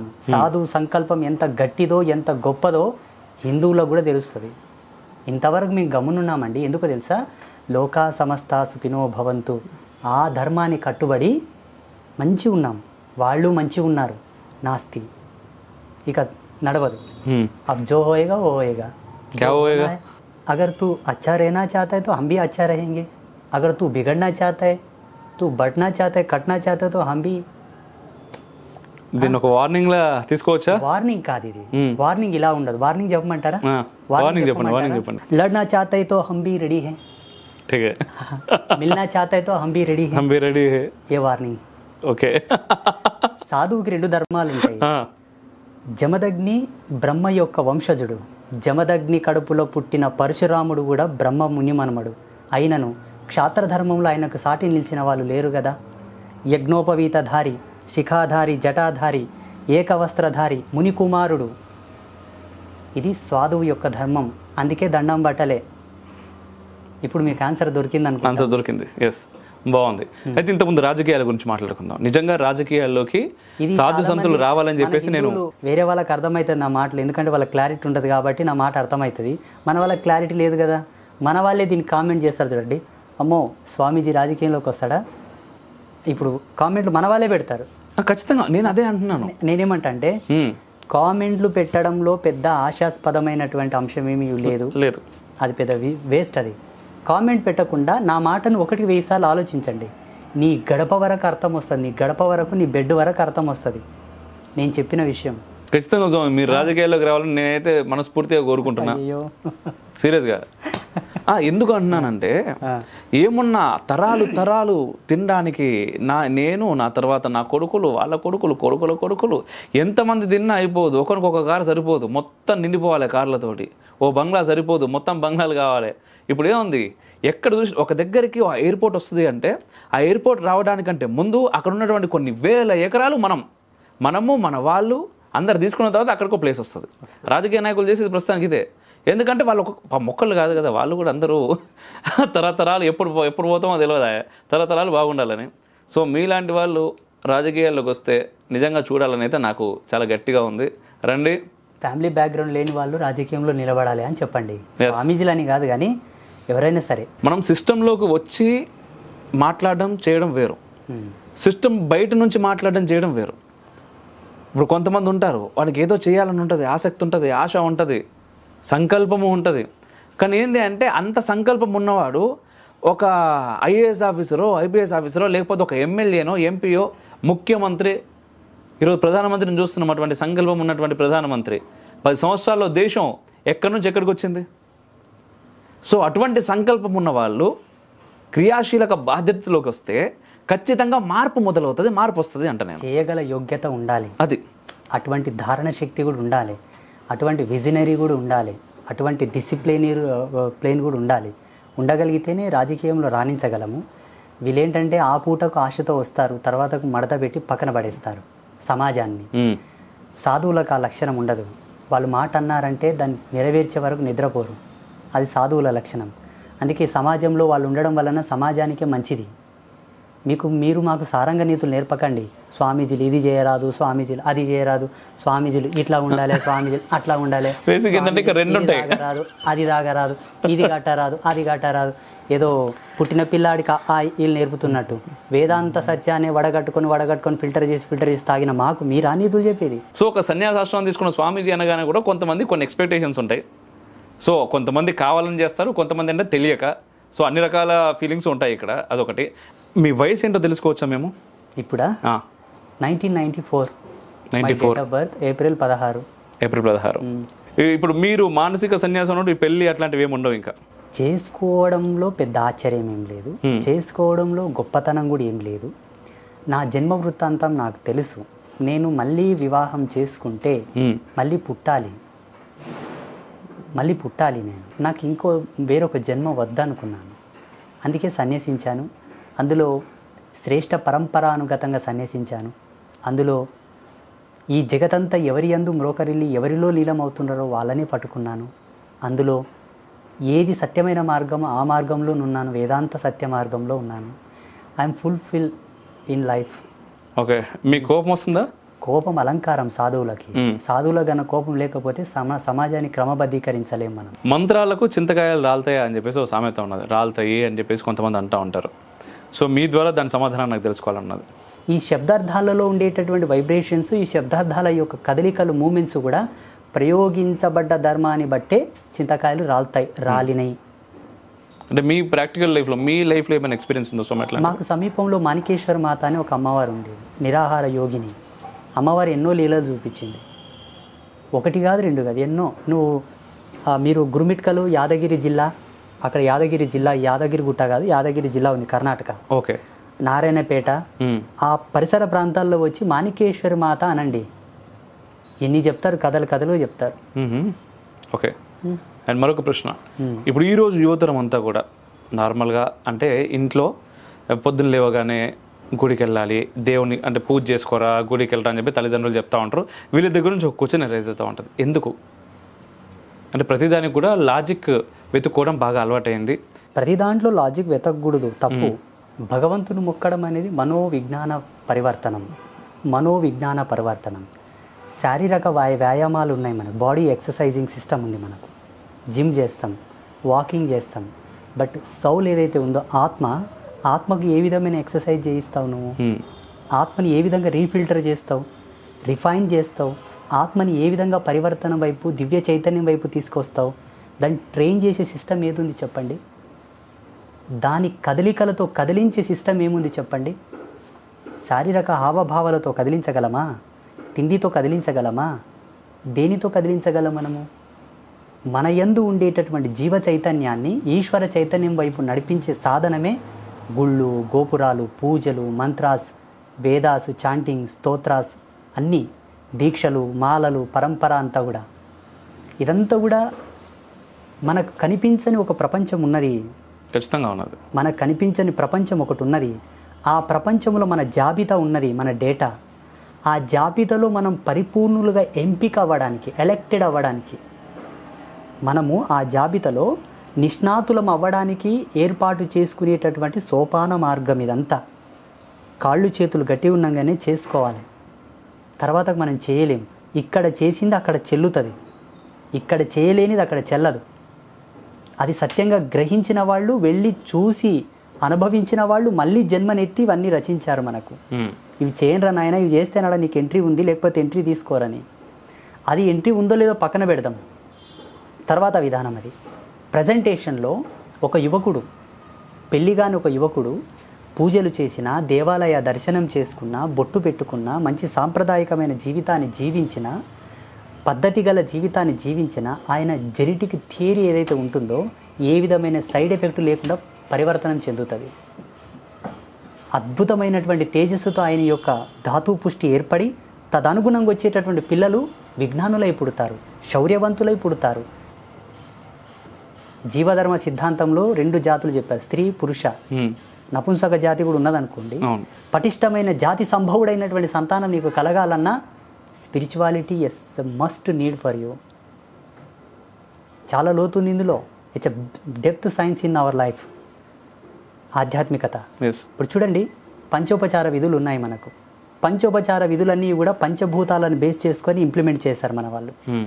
ధూపమేమో గాలి స్వరూపకంగా, దీపము ఆరతేమో అగ్ని స్వరూపకంగా, జలపాత్రలు ఆచమన పాత్రలు కలుషమేమో జలస్వరూపకంగా, నైవేద్యం భూస్వరూపం.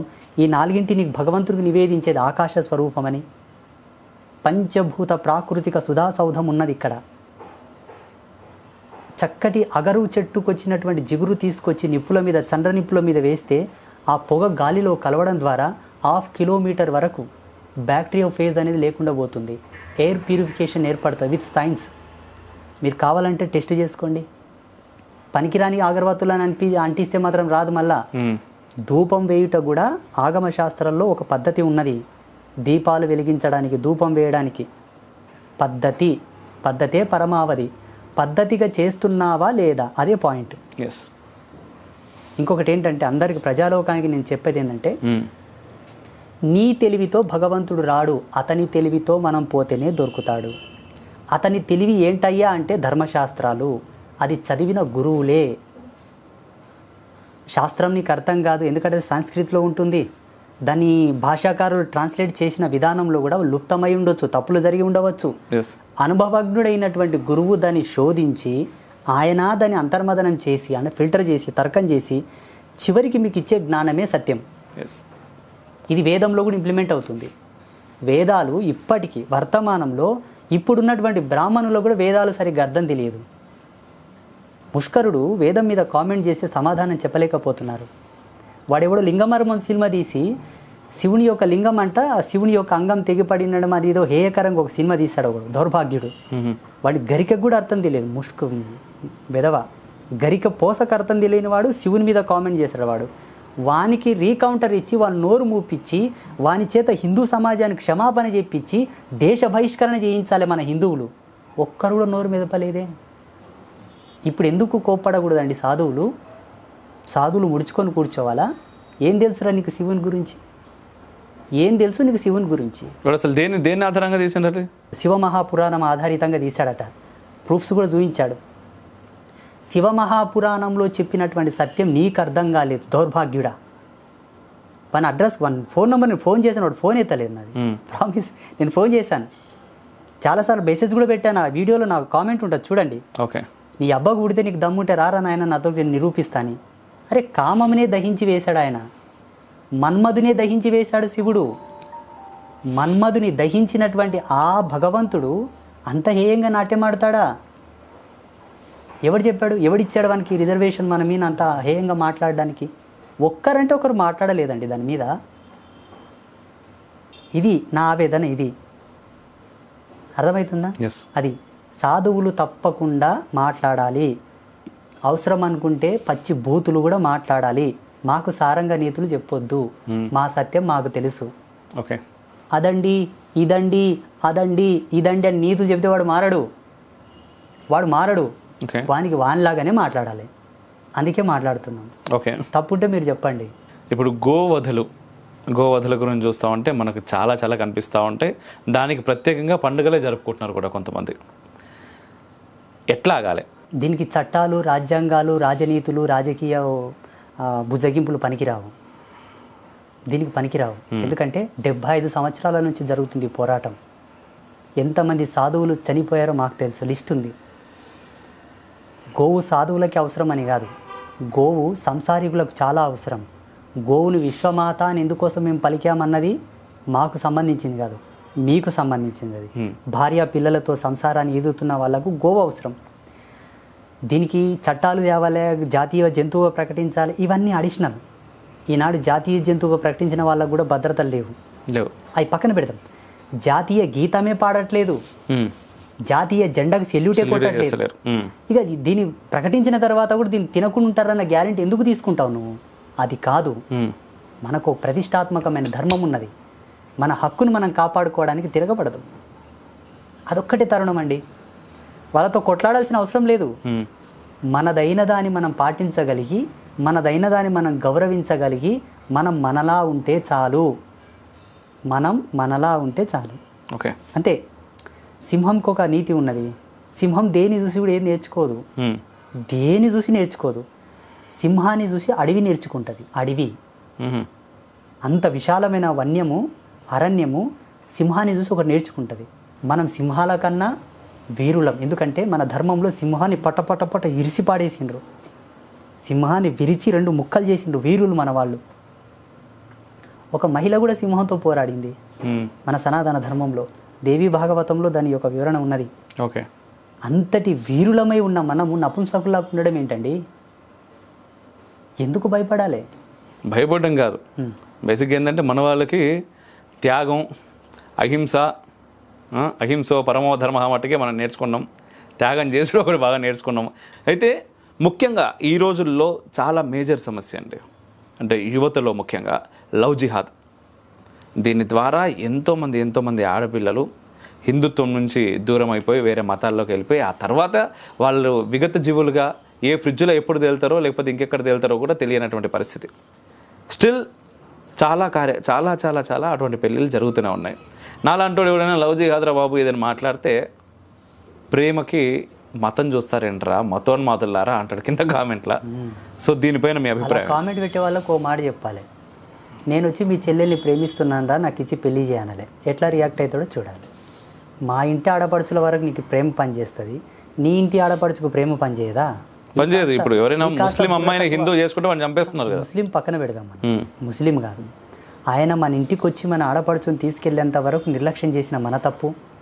రెండవది, మన ధర్మంలో ఉండే ఆడవాళ్ళకు కూడా మన మీద మనకు ఉండేటటువంటి నమ్మకానికి, మన మీద మనకు ఉండే భద్రతకు కూడా వాల్యూ లేకుండా ప్రవర్తించే ప్రవర్తన తప్పు అమ్మాయిలది. ఇప్పుడున్న అమ్మాయిలది ఏమనంటే పెద్ద నీతులు చెప్తారు వీళ్ళు కూడా, ఆడవాళ్ళు. నీ నీతులు నీవన్నీ కూడా మడిచి నీ ఇంట్లో పెట్టుకో, నీ పక్కన పెట్టుకో. సభ్య సమాజంలో నడుస్తున్నావు కాబట్టి ఎత్ర నార్యస్తు పూజంతే రమంతే తత్ర దేవత అన్న సత్యాన్ని ఎవడిచ్చాడు? ఏ ధర్మం ఇచ్చింది నీకు? ఏ ధర్మంలో ఉన్నది ఈ శ్లోకం? అది తెలుసుకుంటే చాలు కదా. నీవు ఎవరిని పంచాన కూర్చోవాలి, ఎవరిని ప్రేమించాలన్నది. జీవితం ప్రేమకు అంకితం కాదండి, జీవితం సృష్టికి అంకితం. సృష్టి అంటే ఏంది? ఆడ మగ కలిసి ఒకరిని ఇవ్వగలగాలి. నీ తల్లిదండ్రులు అట్లా కలిస్తేనే కదా నువ్వు పరిచయం అయ్యావు. నువ్వెవరిని ఇస్తున్నావు, ఎవరితో కలిసి ఇస్తున్నావు, అది గుర్తుపెట్టుకో. ఎంతోమంది రాక్షసులు ఋషిపత్నులను వచ్చి కళ్యాణం ఆడమంటే తిరస్కరించారు. ఎందుకు వీళ్ళు ఆడవాళ్ళు, వాళ్ళు పురుషులు ఎందుకు తిరస్కరించారంటే గుణ స్వభావం, ఆచార స్వభావం, జీవన స్వభావం క్రూరంగా ఉన్నందువలన. ఇది సరిపోదా మీకు ఎగ్జాంపుల్? ఇది సరిపోదా మీకు ఎగ్జాంపుల్? మూగజీవాలను కోసి కోసి కోసి కోసి కోసి ఆ రాయి పాషాణం అయిపోయి ఉంటుంది. హృదయం అనే రాయి, ఇది రాయి, హృదయం కాదు వాళ్ళది. హృదయం అనలేదు, నేను రాయి అన్నాను, బాగా గుర్తుపెట్టుకోండి. ఈ రాయి పాషాణం అయిపోయి ఉంటుంది. వాళ్ళకా నువ్వు చేయిస్తున్నది పక్క ఇస్తున్నది. కురుక్షేత్ర యుద్ధంలో అర్జునుడు కూడా చెప్తాడు కదా కృష్ణుడితో, ఈ యుద్ధంలో ఇవన్నీ అయిపోతే మన స్త్రీలందరూ కూడా వేరే వాళ్ళని ఎవరినో నేర్చుకుని చేసుకుంటారు, చేసుకుంటే ఎటువంటి సంతానం పుడుతుంది, ఏమవుతుంది అని చెప్పేసి ఆయన అక్కడ కూడా భయపడతాడు. సో ఇప్పుడు అది ఇంకా వాస్తవంగా కనబడుతూ ఉన్నది. హిందూ జాతి అంతయు కూడా ప్రపంచవ్యాప్తంగా ఉండేటటువంటి హిందూ బ్రీడ్, హిందూ రక్తం, సనాతనమైనటువంటి వంశ వృక్షం యొక్క బిందువులో ఒక గుణం ఉంటుంది. ఏంటో తెలుసా? ప్రేమ. అందరినీ గౌరవించి స్వీకరించి తనకు లేకుండా పెట్టే స్వాభావికుడు ఒక హిందువు మాత్రమే ప్రపంచ చరిత్రలో. అందుకే కదా ఈ దేశం మీదకి ఇంతమందిని ఆహ్వానించాం మనం. లేకపోతే బంగారు పంజరం మన దేశం, బంగారు పంజరం. వజ్రపు పుటంలతోటి అలా ముగ్గులు వేసుకునేవాళ్ళు మన వాళ్ళు. వజ్రాలు పెట్టి ముగ్గులు వేసుకునేవారు. చుక్కలు పెడతారుగా, ఆ చుక్కల కాడ వజ్రాలు పెట్టి ముగ్గులు వేసేవాళ్ళు మన వాళ్ళు. తళుకుమని మెరిసేయి ముంగిళ్ళలో. అంత గొప్ప దేశం మనది. ఒక వెలితి ఉంటుంది ప్రపంచంలో ఇప్పటికీ. నౌ స్టిల్ ఈ దేశానికి ఆ దౌర్భాగ్యం లేదేంటో తెలుసా? ప్రపంచానికే కరువు వచ్చిన ఈ దేశానికి కరువు రాదు. ఈ దేశంలో ఉండే ఋతుధర్మం అటువంటిది. ఇంత గొప్ప దేశంలో మనం పుట్టిన తర్వాత, ఇంత గొప్ప జాతిలో పుట్టిన తర్వాత ఏమి తక్కువైందో నా విధర్మీయులకు చేయిస్తున్నావు అని నేను ప్రశ్నిస్తున్నాను. వాస్తవం, కానీ వాళ్ళకి ఏంటంటే టార్గెట్లు స్వామి. ఎవరికి టార్గెట్? లవ్ జిహాద్ అనేటటువంటిది చాలా పెద్ద స్కామ్ అది. వీళ్ళకి టార్గెట్. నువ్వు సో ఇక్కడ నుంచి అవివేకురాలవా, అంత అజ్ఞానివా? అంటే పిల్లలు ఆ ఏజ్ లో, నా పిల్లలనే కాదు, ఇంకో విషయం చెప్తా. మేము చూస్తూ ఉంటే కేసులు ఒక్కొక్కటి ఎట్లున్నదంటే, పెళ్ళి అయిపోయి 2 పిల్లలు, అంటే ఆవిడ పెద్ద డాక్టరు, ఆవిడకి 2 పిల్లలు, వాళ్ళు కూడా దాదాపుగా ఇంటర్మీడియట్ స్థాయి చదువుతున్నారు. అప్పుడు ఆ పిల్లల్ని భర్తను వదిలేసి వాళ్ళ ఒక డాక్టర్ హాస్పిటల్ ముందున్నటువంటి జ్యూస్ స్టాల్లో పనిచేస్తున్నటువంటి ఒకటితో వెళ్ళిపోయింది. ఏం చెప్తాం? దీనికి రీజన్స్ ఏంటి అంటే అనేక రీజన్స్ ఉన్నాయి. సహజీవనంతో నీ మంచిగా చూసుకోవడానికి తీసుకుపోతున్నాడు అంటే సంతోషమే. దీనివల్ల నీకు నష్టం, సభ్య సమాజానికి నష్టం. ఇది 1, 2 కాదు, అసంఖ్యాకంగా జరిగిపోతున్నాయి. మిగతా వాళ్ళు దీన్ని గ్రహించి జాగ్రత్త పడండి. ప్రతి మహిళ, ప్రతి యువతి, ప్రతి అక్క, ప్రతి చెల్లెలు, నా బిడ్డలు, నా సనాతన ధర్మం నుండి బిడ్డలకు రిక్వెస్ట్, జాగ్రత్త పడండి. సనాతన ధర్మం ఇంతకుముందు మీరు అన్నట్టుగా ఇట్స్ ఎటర్నల్, ఎప్పటికైనా ఉంటుంది. కొన్ని లక్షల కోట్ల సంవత్సరాల నుంచి ఉంది, ఇక ముందు కూడా ఉంటుంది. బట్ నేను అందరినీ అడుగుతూ ఉంటాను, 450 కోట్ల సంవత్సరాలు రఫ్లీ. ఓకే, చిత్తు లెక్కలు ఇంకా చాలా ఉంది. అయితే నార్మల్గా ఈ ధర్మం, ఈ దేశం గురించి మీరు చెప్తున్నారు. అయితే అఖండ భారతం అంతా కూడా మనదే ఒకప్పుడు. బట్ అఖండ భారతం అనేది ముక్కలే లాస్ట్కు మనకు ఓ పీస్ మాత్రమే మిగిలినట్టుగా ఉంది ఇప్పుడు ఈరోజు భారతదేశం. దీనిపైన కూడా అనేక దాడులు స్టిల్ జరుగుతూనే ఉన్నాయి. బార్డర్లో ఎంతమంది చేస్తూ ఉన్నారు ఈ దేశం బాగుండాలి అని చెప్పేసి, కూడా అంతర్గతంగా చాలా జరుగుతూ ఉన్నాయి. బట్ బయట దేశాల్లో సనాతన ధర్మం వ్యాప్తి చెందుతూ ఉన్నది, వికసిస్తున్నది. అయితే ఈ దేశంలో ధర్మం గట్టిగా ఉండాలి అంటే నార్మల్ యువత ఏం చేయాలి? ఎందుకంటే యువకులు ఎంతోమంది కూడా ధర్మం గురించి ఏదో చేయాలంటే ఆలోచన ఉన్నది, కానీ ఏం చేయాలో అర్థం కాదు. మాలాంటి వాళ్ళు చెప్పిన మాట వినమనండి. మాలాంటి తాపసులు ఏం చెప్తే అది విని నడుచుకోమనండి. అది ఏ విద్యుక్త ధర్మం. విషయ పరిజ్ఞానం మీకు లేదు. ఏది ఎలా మాట్లాడాలి, ఎప్పుడు ఏం చేయాలన్నట్టు తర్కవాదం మీకు తెలియదు. అది ధర్మ విశ్లేషణ. అట్టి విశ్లేషణ మీరు చేయలేరు కదా. యోగ బలం, తాపసిక బలం, ధర్మనిరతి ఉన్న మేము చెప్పిన మాట వినడమే మంచిదంటారు. అంతే. మన పూర్వజులు దేని ఆచరించారో అది ఆచరించండి. విధర్మీయులను ఫాలో అవ్వద్దు, విధర్మీయులకు మీరు చేయుతనివ్వద్దు, విధర్మీయుల యొక్క మత విశ్వాసాలను గౌరవించొద్దు. ఈ భారీ అన్నా తమ్ముల ఈ బంద్ చేయండి, నపుంసకవాదం బంద్ చేయండి. అదొక్కటి చాలు. అది బంద్ చేయండి. అదొక్కటి నపుంసకవాదం ఒకటి బంద్ చేస్తే చాలబ్బా. అది వద్దు. ఎందుకంటే ఆల్రెడీ 9 రాష్ట్రాల్లో మనం మైనారిటీలు అయిపోయినారు. సమాజంలో వద్దు, ఎడ్యుకేషన్లో వద్దు, మత విశ్వాసాల్లో వద్దు, సాంఘిక సమాజ విశ్వాసాల్లో కూడా వద్దు. వాళ్ళు స్వాగతిస్తున్నా కూడా దండం పెట్టండి. तेरा जिंदगी तू जियो भाई, हमारा जिंदगी हम, हमको कुछ कम पड़ा तो तेरा आंगन में आके हम भीख मांगेंगे, पर कम तो पड़ा नहीं ना अभी तक. हम तो देने लायक है, दुनिया को देने का लायक में है भी. థ్యాంక్ యూ వెరీ మచ్ స్వామి, మీ అమూల్యమైన సమయాన్ని మాకు వెచ్చించినందుకు. అండ్ ఇంకా చాలా చేయాల్సి ఉంది, రిఫ్లెక్షన్ కూడా. ఓకే. అండ్ ఈ ప్రయాణంలో మీరు ఉండాలి మాతో పాటుగా అని కోరుకుంటున్నాం.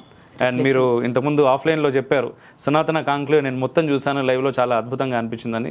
రియల్లీ దానికి కూడా నేను ఆన్ స్క్రీన్లో థ్యాంక్స్ చెప్తున్నాను మరొకసారి. లోకా సమస్త సుఖినో భవంతు. రిఫ్లెక్షన్ ఛానల్ యాజమాన్యానికి అందరి కూడా మా ఆశీస్సులు. శ్రీమాత్రే నమః, శ్రీ గురుభ్యో నమః. Thank you very much. జై హింద్.